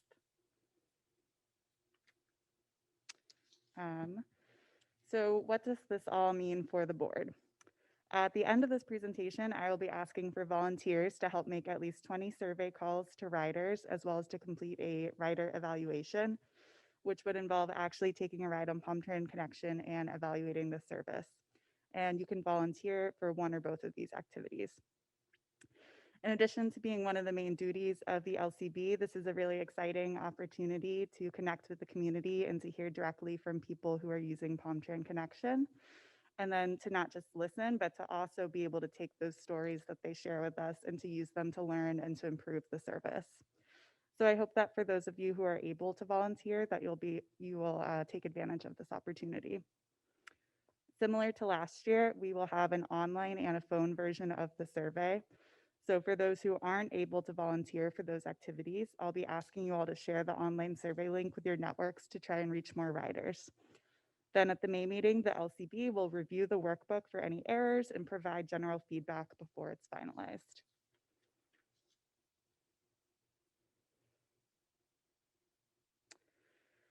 So in terms of next steps, I will be sending out a follow-up email about the CTC evaluation, which will include information about volunteering as well as the SurveyMonkey link for you all to share. I'll also reach out directly to anyone today who offers to volunteer and provide specific guidance on the survey and rider evaluation process. And then those surveys and evaluations will be due back to me by April 30th. That way I have time to compile and analyze everything. And based off that survey information and the workbook process, I'll present the findings and recommendations to you all at the May 26th meeting for your review and approval. And so that will conclude my presentation. I'll now take any questions and open up the floor for anybody who wants to volunteer. Thank you. Thank you, Kelsey. I'll be volunteering and look forward to having the opportunity to do this. I know I didn't do it last year, but I'm excited to do it this year. And I encourage all of our members, especially our newest ones, to really get a better understanding of what Palm Train is by taking them up on their offer to have a paratransit trip, plus calling a couple of the riders to see how the CTC coordinator is doing. Hi, this is President Ramnon. I am sorry. I would like to volunteer as well. I know I did try to do it last year, but that was just when the pandemic came in, so I didn't get to have the experience. However, I'd love to do it for this year. Thank you. Mayor Grant, I do want to note for the record, there are no public comments, and I do have Takesha, Angela, and Robert with their hands raised. All right. So Takesha, if you'd like to begin. Yes, I just want to mention that I would like to volunteer for the evaluations I've done in the past. And I really enjoy the evaluations of the drivers and asking the specific questions. So I certainly don't mind doing it again. Thank you. And I also, yep, Mr. Goodman. I also want to volunteer. I did it 2 years ago and I found it so interesting and informative. So, yeah, I'd like to do it again also. I do both again. And Margie, we have one more hand raised. Yes, Angela Choice. Yes, I would like to volunteer for the rider. I volunteered last year, but due to COVID, the trip got canceled. All right. So thank you for all those people that have volunteered on at the meeting. For those that did not, do not worry.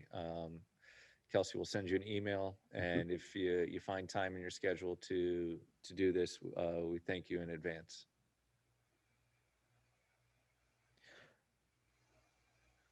Our next item is the CTC update. Palm Trend staff will provide an update, and the presentation is attached. All right, so I guess that's for me. This is Zoom Lou Ferry webinar. for Palm Trend.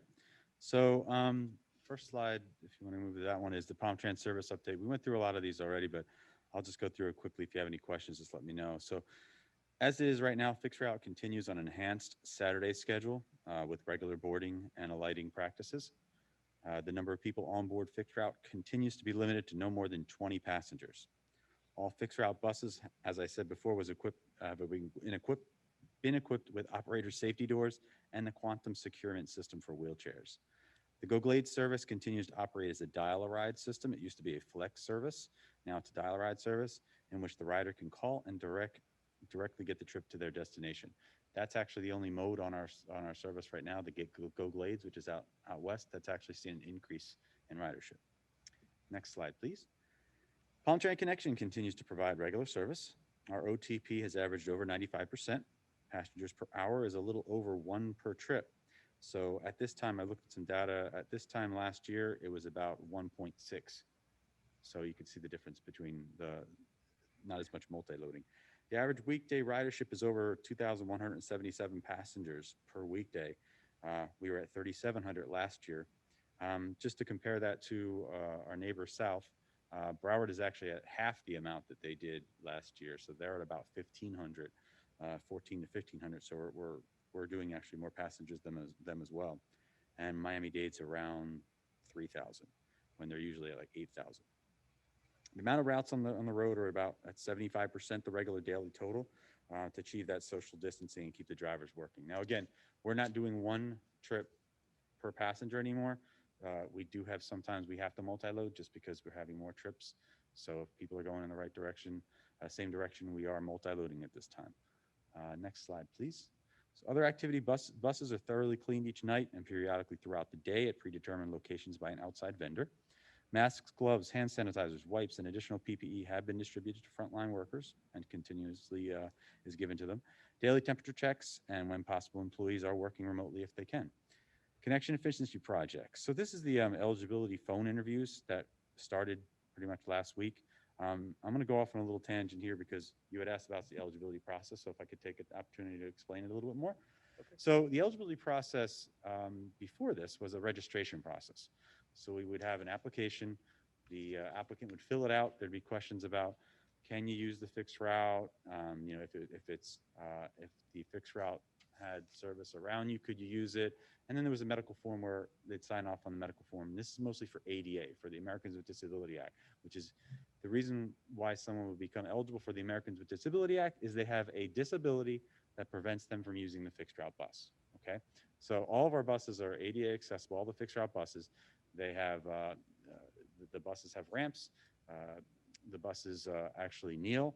So anybody that has a disability theoretically could ride the fixed route bus. However, if you have a disability above and beyond that you can't access it, whether it be a mental disorder or you know, maybe there's not an accessible bus stop in your area, and for many, many reasons.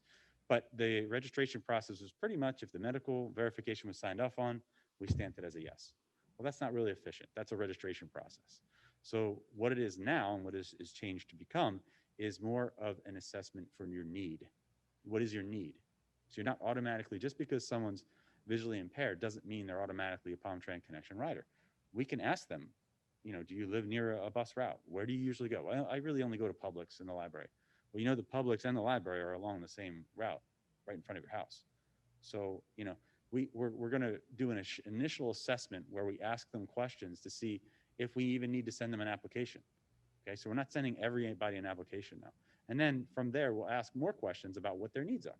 Because maybe they can ride the fixed route, or maybe they only need to ride Palm Tran Connection, which is the door-to-door transportation, at night because they could see during the day. So we're not trying to deny transportation to people, but we're really trying to figure out what their need is. And we found that those that actually need it are going to get it. Okay, but those that are just signing up just to get a little card so that they can ride the bus for free, they're not going to be able to do that anymore. We have in our old process, we would process over 400 applications a month. About half of them never rode on Palm Tran Connection. All they did was get a card, which enabled them to ride the fixed route for free. So it doesn't really make any sense. So we have a program where you have to have a disability that prevents you from using the fixed route bus to become Palm Tran Connection eligible. And then if you want to ride the fixed route bus, we'll give you an ID to ride the fixed route bus. But the thought process there is if someone's riding Palm Tran Connection and you go to Walmart and you can take the fixed route bus to Walmart, but take Connection on the way home, you just saw how much it costs for us, so that we just saved, $40, so to speak. So if someone is using Palm Tran Connection and then can use the fixed route bus, that works for us. Someone that has never touched Palm Tran Connection, obviously does not have a disability that prevents them from using fixed route bus. So this new process is for new applicants only. It doesn't affect anyone that is actually on the Palm Tran Connection system right now. And right now we're slowly moving into it. This process, it's going to be a little bit longer. We're going to have more interactions with the riders and the potential riders, which is actually a good thing. It could be that, did you know that, May Voland is down south? Maybe you can use May Voland. Maybe you can use a different means of transportation. It doesn't always have to fall on Palm Tran Connection. So it's more of that education. We also hired a new outreach representative, which is Nicole Fincher-Sheehan, who's in the audience right now. She's going to help with travel training. So we are going to allow people that can ride the fixed route. We're going to help them learn how to use the fixed route. She's going to be out there letting our citizens know when it's safe to go out there. But right now she's doing a lot by the phone and all that. So if I may, does anybody have questions about that eligibility process right now? Good. No, Everybody does. but thank Okay. you. If not, also, Marge, can you pull that one thing up for me? So as we were talking today, I did have one of the agents send me the breakdown for our TD eligibility requirements, and there it is. So I'll let Jeremy discuss it because he's the number guy. But as you can see, to become eligible, you're actually, that first line, as a family size of one, if you make $9,570, you can qualify for our TD program. And for the bus pass, it's $15 for that bus pass. Then for the $20 bus pass, it's anywhere between 75.1% to 150%, and the federal poverty guideline at 100% on the end. So it just kind of shows the breakdown of what we do here. So to become TD eligible for Palm Tran Connection, it's actually all the way at the 100%. For the annual income for 150% is where you get that bus pass for $20, $15 for the 75%. So what we did is we saw that to get, for someone that has an income that low at 75%, we figured that $70 bus pass is only costing them $15 for 31 days. So we thought that was a pretty good deal for them. So it's heavily subsidized, but we know that their income level is so low. Now, the biggest thing with the TD program that's kind of crazy is that if anyone betters their situation, for lack of a better term, falls out of this category, every year we recertify them. Unfortunately, they get a job, they no longer qualify. So you have to then take into account how they would get to where they need to go.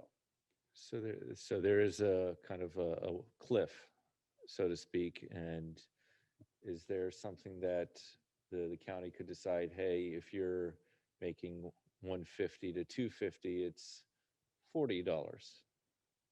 We haven't had that problem. We haven't had anyone advocate for that. But I mean, we can look at I think that's something that I spoke with Clinton in regards to the reduced rate bus fare pass, And, this is, right now, the $20 for the full year, versus the $15 for the full year. Is that correct? It's for a bus pass for a month, monthly bus pass. So, okay, so currently, what is the monthly bus pass going to cost? $70. 70. $70. And so If you make between $0 and 75% of the poverty level, you pay the $15. Then as Lou said, if it's between that, if you make 1% more, 1/10 Yeah. 1/100 of a % more than the 75, then it goes up to the $20 versus the $70. versus, yes. So, but still, even at that, you're still getting a $70 monthly pass for $20. And to answer your question directly, if the Board of County Commissioners chose to do that and offer a different pass, I believe that is within their purview, but we would have to go back and verify that it doesn't violate any of the FTA regulations about our passes. And I do want to clarify that even beyond the TD program, there are a number of other ways that riders can get free and reduced fare passes at this point. We do have a number of like half rate fares for seniors. I believe Medicare, Medicaid, or Medicaid, always get the two of them. Veterans. Veterans, they can ride for free. Students. Students are also free, Half fare. half price. So there's a number of other things outside of the TD program where we already have that. But it might be a good side conversation to come back to you and just show out all of those different fare opportunities. And I believe the county is going to be discussing that next month. Yes, we do have an agenda item that we are taking to them. And I don't think it's necessarily discussing all of that, but it's for them to approve us to offer a 3-day and a 7-day pass. Correct. Which we've not done in the past. And then the discussion might go further for a future day. All right, thank you. Mayor, and, I'm just- sorry, Lou. I do have that Takesha has her hand raised. I'm not sure if it's regarding this specifically, Lou. That's why I wanted to mention it. All right, Ms. Saffold. Yes, I do like the new eligibility criteria, and I do agree with training people to use all means of transportation. The fixed route, I'm someone who uses the fixed route one way and then may get picked up by paratransit or vice versa, or, any way to expedite my trips and to also save money.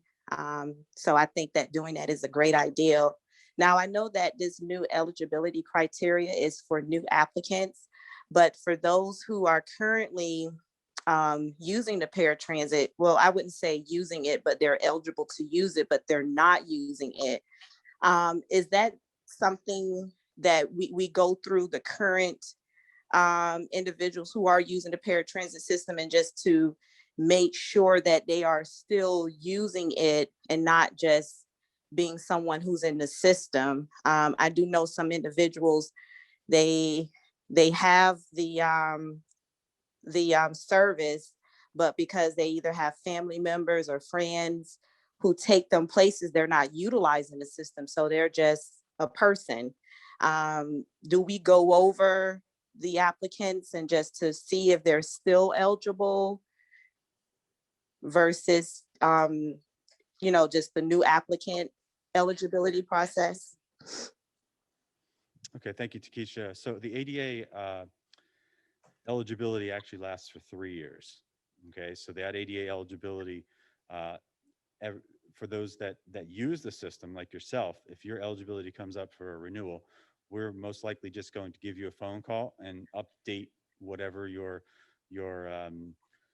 situation is. Maybe your emergency contact has changed. Maybe you changed your address. Maybe you needed something like that. So someone that uses the system will get a phone call for to update their ADA eligibility. For those that have not used it, they will have to go through the whole assessment again. Because just as I just described, if you have not used the PalmTran Connection service for 3 years, then we're going to have to do an assessment again to find out why, or if your needs have changed. Okay, thank you. You got it. All right, I'll continue on with the presentation. One of the big things that we did in the next slide, please, We do have a policy that following the CDC guidelines, Palmtran will not transport persons who are COVID-19 positive on its fixed route, connection, and Go Glade services. The reason why I want to say that is just what we deal with on a daily basis is kind of crazy.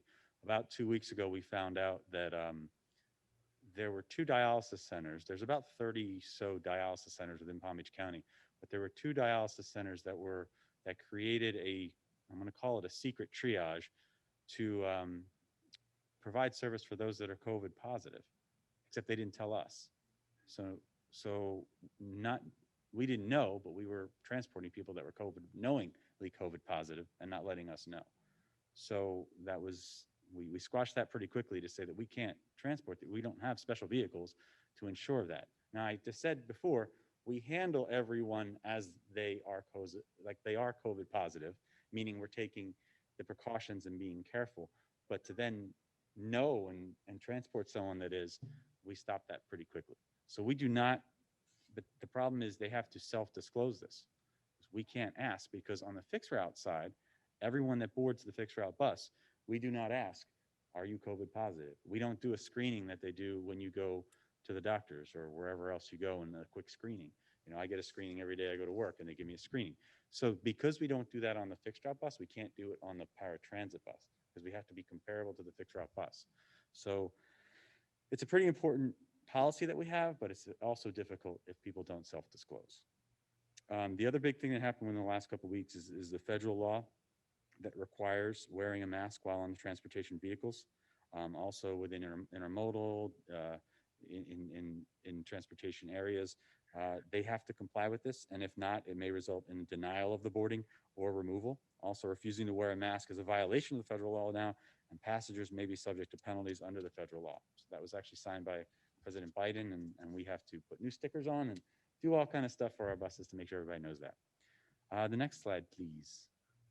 So this is just a graph showing the passengers transported by month and just showing in April of 2020, we were down to 27,000 and change as far as how many passengers were transported that month.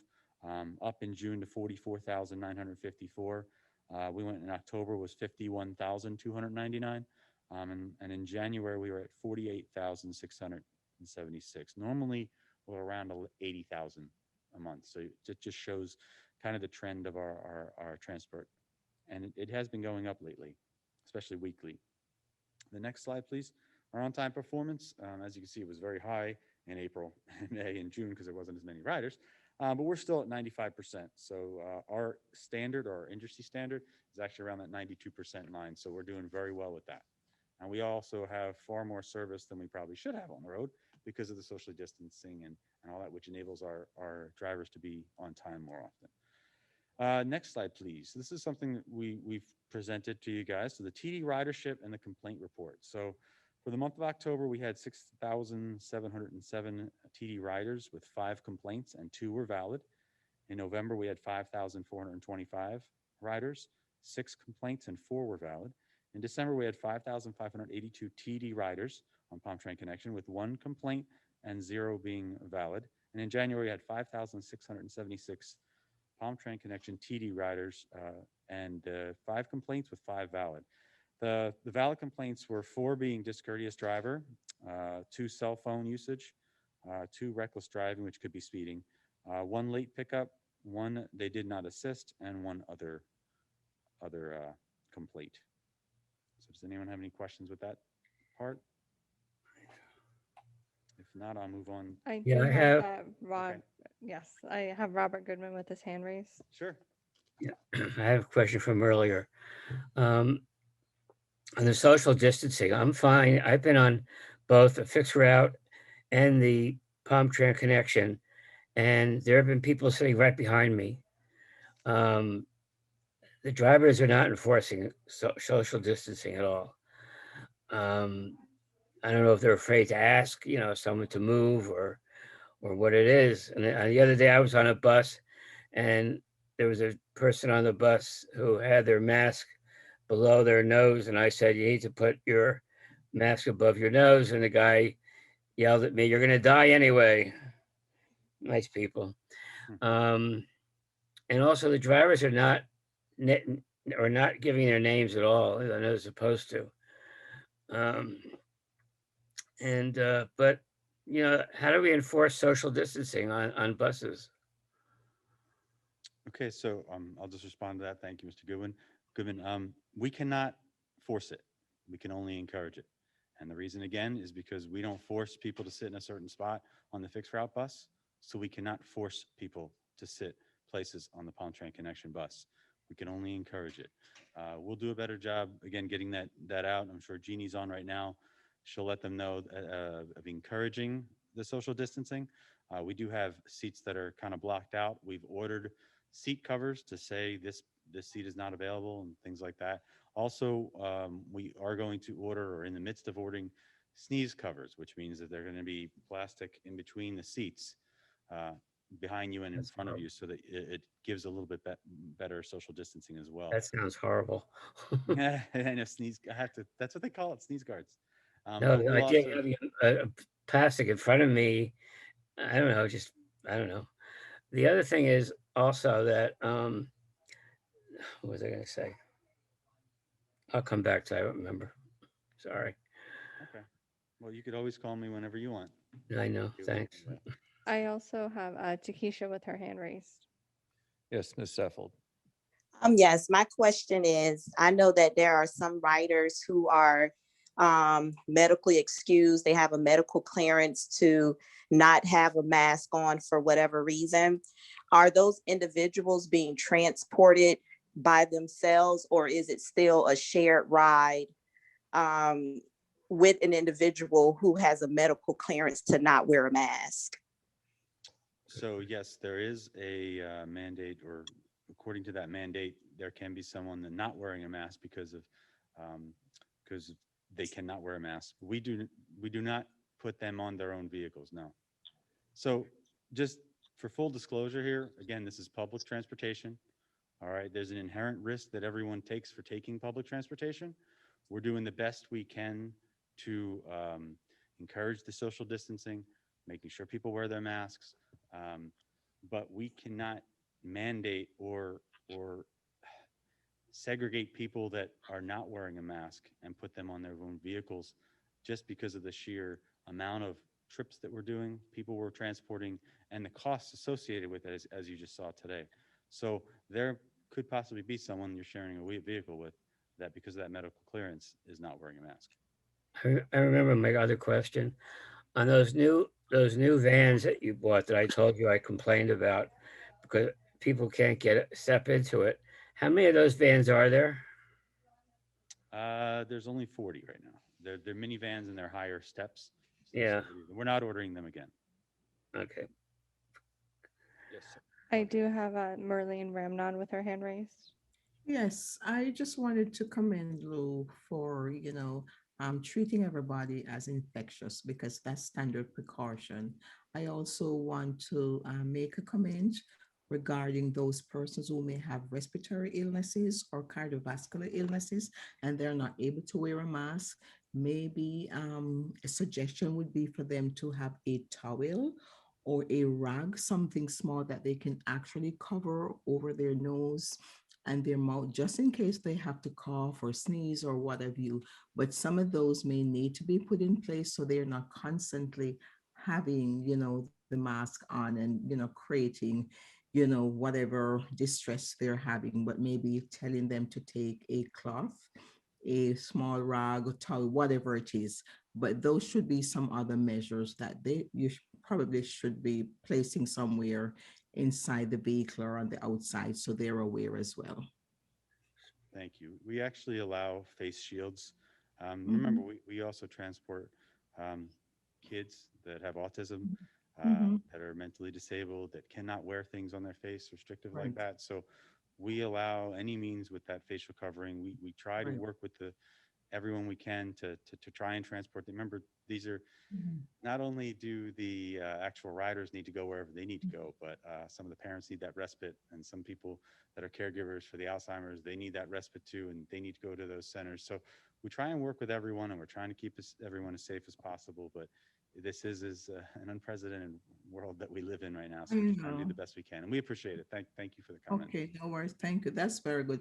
We have difficulty too with, healthcare workers wearing the face shield, because the face shield, if you know what the face shield, what it doesn't protect you, pretty much, because it's left open underneath. Now they're making some different types where you have the goggles and you can extend it a little bit more below your chin, but it still does not protect you like how the mask would. But we do the best we can, but we have to continue to educate, even our own healthcare workers, so if we're educating them, can you imagine what we have to do with the public? Neither are handkerchiefs. We're doing the best we can. We all are. So thank you very much. We'll try and get through this quickly because I know we have something else going on too. So this is the next slide is for the 2020 CTC evaluation, just trying to close out responses to that. For this general question, this finding was the complaint process. We have, just like the slide previous, we've given you those complaints for the TD. Next slide, please. So the next finding was coordinating PalmTrans fixed route and tri-rail transfers and everything. As I alluded to before, we actually have an outreach coordinator, and we also have a mobility coordinator on the fixed route side. They've begun to prepare the trainings and workshops for customers to transition from paratransit services to fixed route. So now we actually have 2 actual hires that are going to help with this. Before we did not. So in addition, there is a PT stat team dedicated to promote ridership on fixed route. So they also would like to get as many people on fixed route as possible. One quick tangent on that is our fixed route ridership is really it's in dire straits right now. Those people that have not taken trips on our fixed route, we don't know if they'll ever come back. They might have found a different way to go. So we need to get a little creative on how we're going to deal with the fixed route. And again, we're only allowing 20 people on each trip there. So we're denying some trips, passing up people. We're actually PalmTran Connection is strategically placed throughout the connection, throughout the county, and we're picking up some of those pass ups. So if someone's passed up, we'll take a connection vehicle and we'll help them go on their way. But going forward, it's really going to be tough for our fixed route. And this is industry wide, not only here at PalmTran, but we need to get our riders back as well, because some of them have found other ways to get transported. The next one, please. The answer to this one is that 5310. Hopefully Marie will talk a little bit about that later on in her presentation, but it's not something that we actually do as a CTC. Next one, please. School buses. Again, school buses just cannot be used in the system that we have with our average trip length of almost 10 miles and the way that we have our county set up. School buses just can't be used within our system. We've tried that. I've been here almost 19 years. We still haven't figured out a way to do it, but we do work with the school system with bus passes for the fixed route. Next one, please. So this one, actually PassWeb is available 24/7 for trip inquiries. The IVR information is taken directly from the client file and the rider's eligibility file. So during those interactions you have in the next month with some of our riders, if they don't know about our PassWeb, if they haven't used our IVR, whatever information is in their client file is what we're pulling from. So if they didn't let us know that they now use a wheelchair, and then every time we show up for their trip, we don't have a wheelchair on there, it's because they didn't let us know. So they also have to let us know what's going on as well. So we continuously verify that by going through our CERT program. Next one, please. This is a great one. There's holiday service, so that means PalmTran Connection and PalmTran and Go Glades service every day of the year. We had 7 major holidays where we didn't have service. Now we do, so that's wonderful. Next one, please. The career source, I know Elsa's not on right now. We try and work as much as we can to try and help them out. We don't have a specific agreement for career source, but we try and help people get to their employment all the time. So I think we work well together. I know back in the day, we had something where we had an interlocal agreement and we tried to give them bus passes, and it really didn't work out as well as we thought. So we're always looking for innovative things for the career source. Next one, please. Same thing here. We're constantly monitoring all aspects of the transportation we provide. We have the Connections Efficiency Project, like we said, we talked about. We're currently in the process of the first phase, which is the eligibility phone interviews. And we already moved from the 7-day out to 3 days out in November, and we've already seen a decrease in no-shows and cancels because of that. We are constantly looking at our performance. We are performance driven here at PalmTran. I can share with you our monthly operating reports if anybody ever wants. If you want more statistics, we we look at all aspects of what we do for PalmTran. Next one, please. Passenger surveys. The key findings here are responses. The IVR system has a real-time feature. So actually when the vehicle arrives, the driver presses arrives and it automatically sends a phone call to that person saying that they arrived. Okay. Drivers are not permitted to call the client, but as I said, they have that button to do an automated call, but also with the Pass Web, they can actually see their ETA and see where the bus is located within 15 minutes before their window starts. And as far as the fare payment, customers can purchase tickets to ride.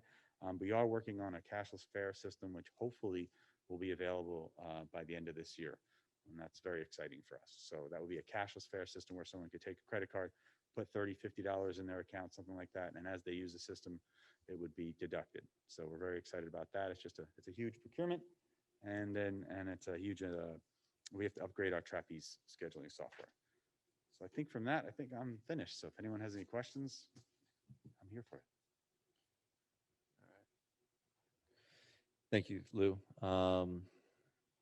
And so do we have any public comments regarding this? No, Mr. Chair. All right. And do we have actually any partner agency updates? Yes, Mr. Chair, we do. If you're moving to the next item. So what I'll ask the board, is it okay if we move forward with the partner agency updates and then we'll go through a roll call with any questions that we have for PalmTran before we end this meeting? Mayor Grant, I have to go to another class. So I'm going to get off now. Okay. Thank you. Thank you. All right. So we'll move forward with the partner agency update. End meeting or leave meeting.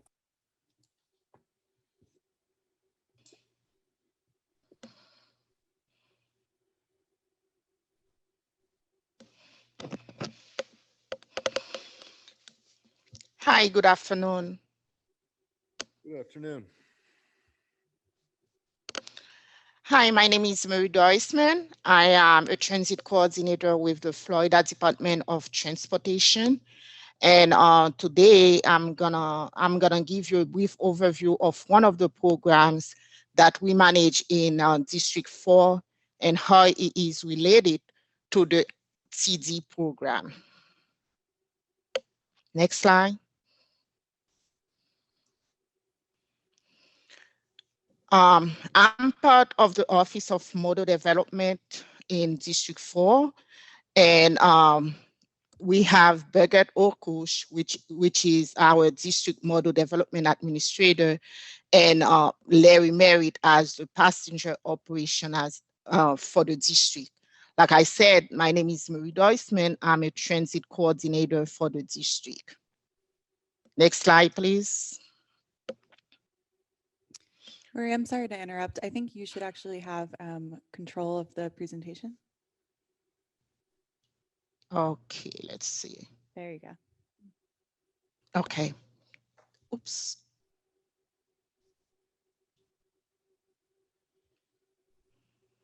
Not really. I don't. No. Okay. No, I don't. So there's the difference. Go back, please. Okay. Okay. We will Go have, back, please. Maria, we'll have staff, Back, please. EPA staff control the screen because there seems to be a delay. Okay, thank you. All right, today I'm gonna be talking about, can you go back, please? Today I'm gonna be talking about the Section 5310 grant. The purpose of the Section 5310 grant program is to improve mobility for seniors and people with disability by removing barriers to transportation services and expanding transportation mobility options. The program was established in 1975 as a discretionary capital assistance program in county where public transit was unavailable, insufficient, or inappropriate. Next slide, please.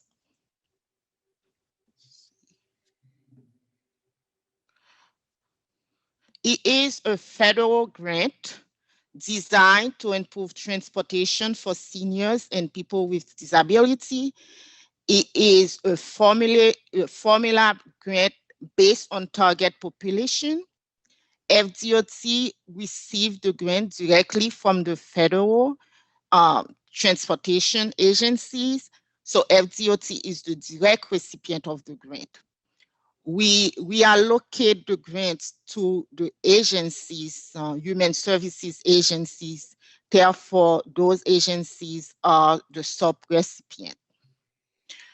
Next slide, please.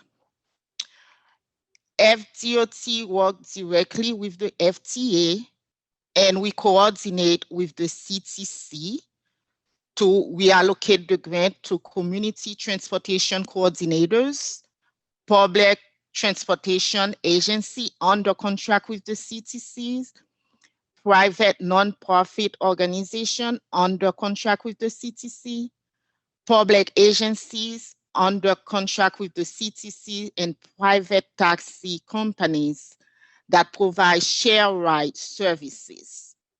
Next slide, please. As the recipient and sub-recipient, each one of us has our responsibilities and role. For FDOT, as a direct recipient of the grant, we announce the grant, we review and evaluate the applications, we reward the Section 5310 funding, we provide technical assistance to the agencies, we ensure that all agencies comply with state and federal regulation. As the sub-recipient applying for the grant, they work with collaboration with their respective CTCs. They coordinate transportation services as directed in their application. They maintain the Section 5310 vehicles as provided in their maintenance plan. They comply with all safety and drug regulation. They comply with all state and federal laws. Next slide, please. Eligible project, next slide, please. Eligible project consists of public transportation project that exceed the requirement of ADA, for example, expansion of paratransit services beyond the quarter miles requirement, expansion of current hours of operation for ADA paratransit, incremental costs of providing door-to-door services, acquisition of vehicle and equipment designed to accommodate mobility and that exceed the ADA requirements. Next slide, please. Other eligible projects consist of public transportation projects that improve access to fixed road services and decrease reliance on complementary paratransit. For example, feeder services, building an accessibility path to the bus stop, including curb cut, sidewalks, accessibility pedestrian signal, and other accessibility features. Improving signals, implementation of other technology, improvement of enhanced accessibility included ITS. Next slide, please. We also allow alternative to public transportation project to assist seniors and individuals with disability. For example, the volunteer drivers program, purchase of vehicle to support new accessibility taxi ride, share and carpool. We support administrative expenses related to new voucher program and transportation services offered by human services providers. Next slide, please. The program funding, we actually fund two types: capital expenses and operating expenses. For capital expenses, FTOT will allot 80%. FTOT will allot 80% of the grant to be FTA. 10% will be FTOT, which is the state participation, and 10% must be a local funding. For operating expenses, FTA will allocate 50% of the grant, and local participation will be 50%. Next slide, please.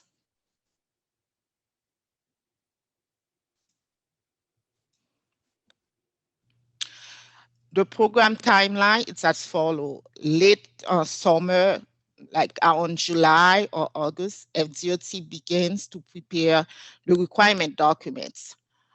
Early winter, the agency, we actually hold an annual workshop, and the agency are required to attend that workshop. Late winter, the agency will complete the application and submit the application to FDOT. Around October and November, we notified the agency of their reward, and the funds became available. Service area, we covered Broward County, Palm Beach, Martin, St. Lucie, and Indian River County. Next slide, please. Last year, we were able to allocate $4 million on the 4 UZAs. Miami UZA received 3.3. Martin County received 100,000. St. Lucie received a total of $525,000, and Indian River $232,000. Our focus is to improve mobility, increase access, expand capability, and support the CTC and the transit agencies in their missions. Thank you. Thank you. Any questions? And so I'm going to ask Margie, is there another partner agency update? No, Mr. Chair. So we'll have the board do a roll call. And if there's any questions for PalmTran, our CTC coordinator, or Ms. Dorsman with FDOT, and if there are none, we'll end the meeting. Lou? I just want to say thank you to Marie. She's done a great job with this, and Marie's predecessors before that really didn't work with the counties as well to try and actually get us the money to procure vehicles or do something for us. It was mostly for the nonprofits, and I want to thank Marie for all her hard work, and we really appreciate it, especially Jeremy and the money.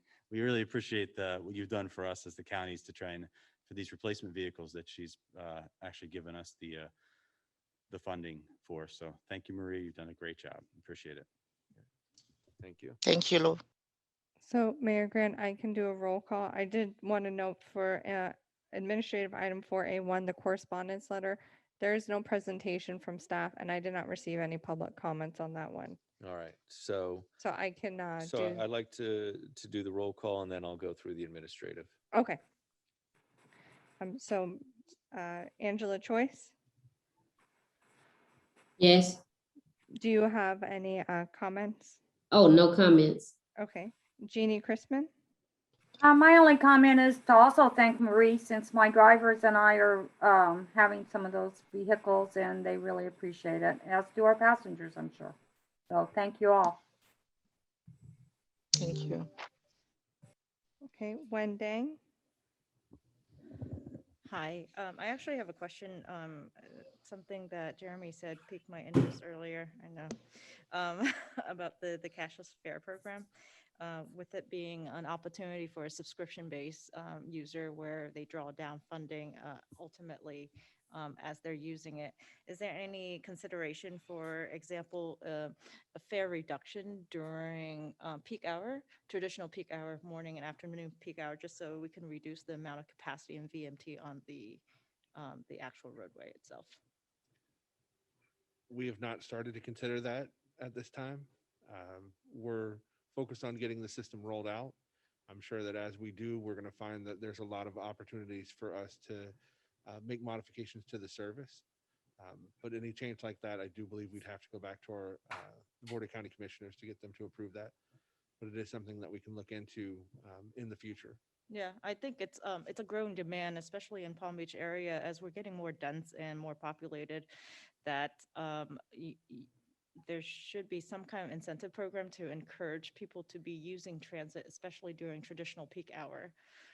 One, it'll provide additional capacity on our streets so that cities can do innovative projects, for example, lane eliminations on some of these really dangerous routes that we have along US 1s. With incentive programs like that, where you incentivize by providing a lower cost to essentially ride transit during those critical hours, could really help with the capacity and the growing demand on the existing roadway network. And I'm sure Lou will attack me for this afterwards when we get back to the office. But there's a little bit of a difference in what we need to do, because on the fixed route side, that's maybe a very valid way to incentivize people to take the fixed route buses.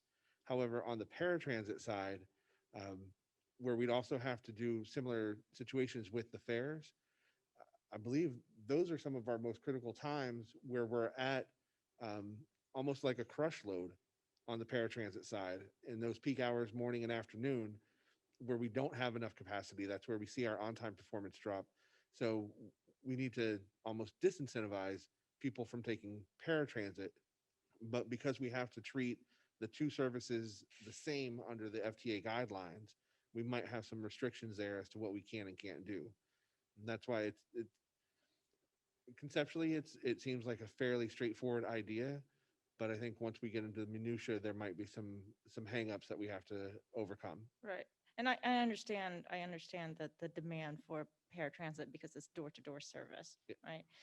But ultimately, if you have at 100% capacity, that's how many vehicles that's off of a particular roadway, So from a geometric perspective, it's more attractive, especially for this area. Yes. Next, I have Marie Dorsman. Do you have any member comments?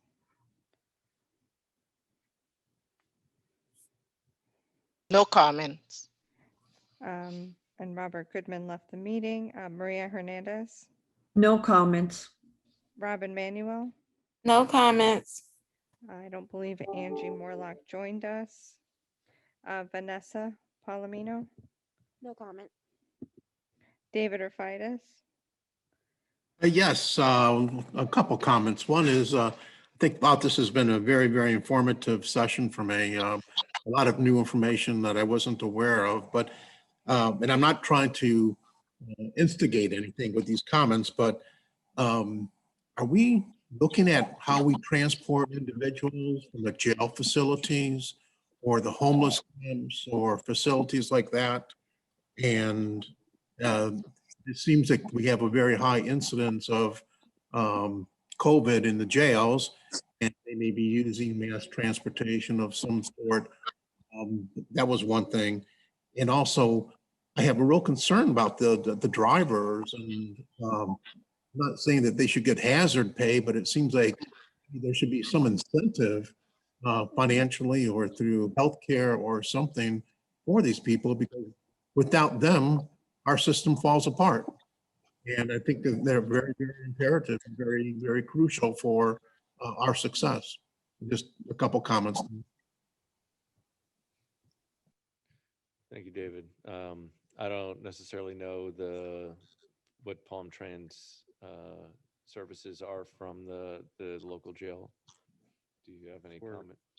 For the local jail, from what I know, we actually provide them bus passes so that when they leave, we give them a bus pass to take the bus to go wherever they need to go. There's a one-day bus pass.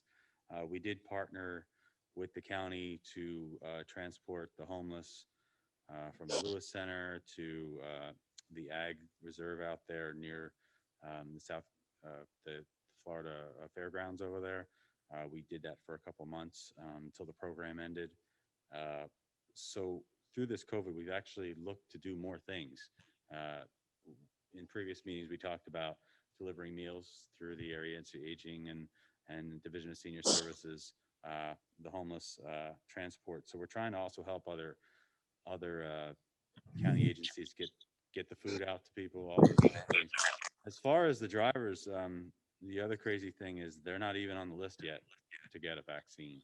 You know, I mean, just to throw it out there, it's tough. Yeah, they're out there every day with the public, and it's slow to be reacted that. There actually is a bill out there. Sean, I can wake Sean up out there, but there is something about hazard pay for transit. Wasn't there something that someone started like last year to try and get some extra money for transit employees? Yeah, so it through COVID? was, under the Senate proposal for the HEROES Act, there was language proposing to have hazard pay for transit workers and others. It did not progress. I do not believe that it's in the CRISA funding. It was not something successful, and we did look at it internally with PalmTran as to how we could do something for our bus operators. We ran into a significant number of obstacles, both with our local rules, state statutes, and federal restrictions that prevented us from being able to make those changes for our fixed route operators.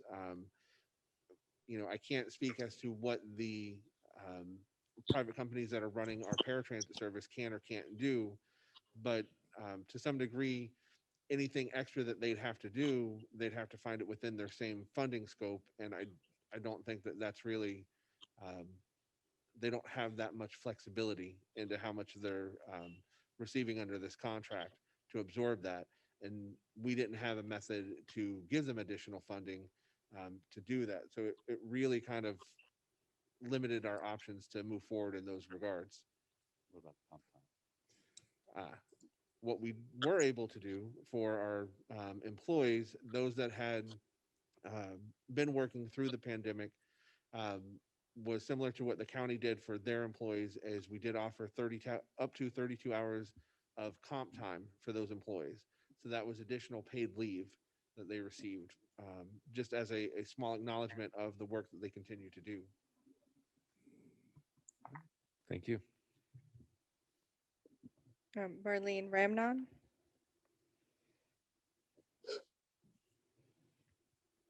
Takesha Saffold. Sorry, I muted myself. No comments. Thank you. Takesha. Yes, I have two comments.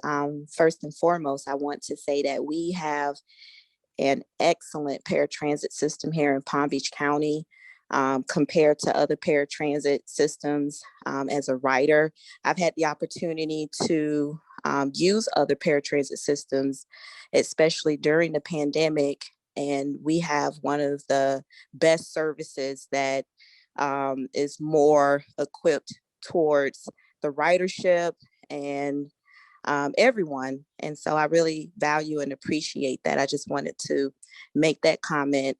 Secondly, I know that Kelsey, she mentioned that she is the new liaison, and she mentioned a few things. And I just want to let you know that I would like to assist in any way possible, especially with the upcoming legislative day awareness virtual event, and anything else that I can assist with. My goal is to become more active on this board.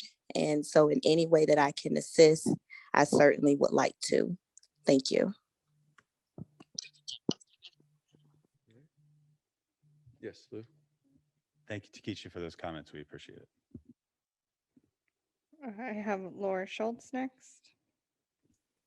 other than to empathize with all of us on the difficulties of learning to wear masks and having them worn consistently by all people that we encounter. We do a lot of work on teaching students about mask wearing.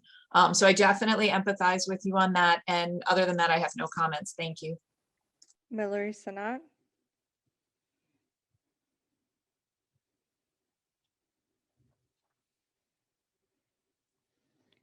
Okay, and then I just have you, Mayor Grant. Again, I want to thank everyone for attending our first meeting for 2021. I'd like to thank our presenters, our new representatives, and as I mentioned earlier, I'm looking forward to work with anyone who wants to end the digital divide for our population that has missed out on the internet over these past couple decades. And that's it for me.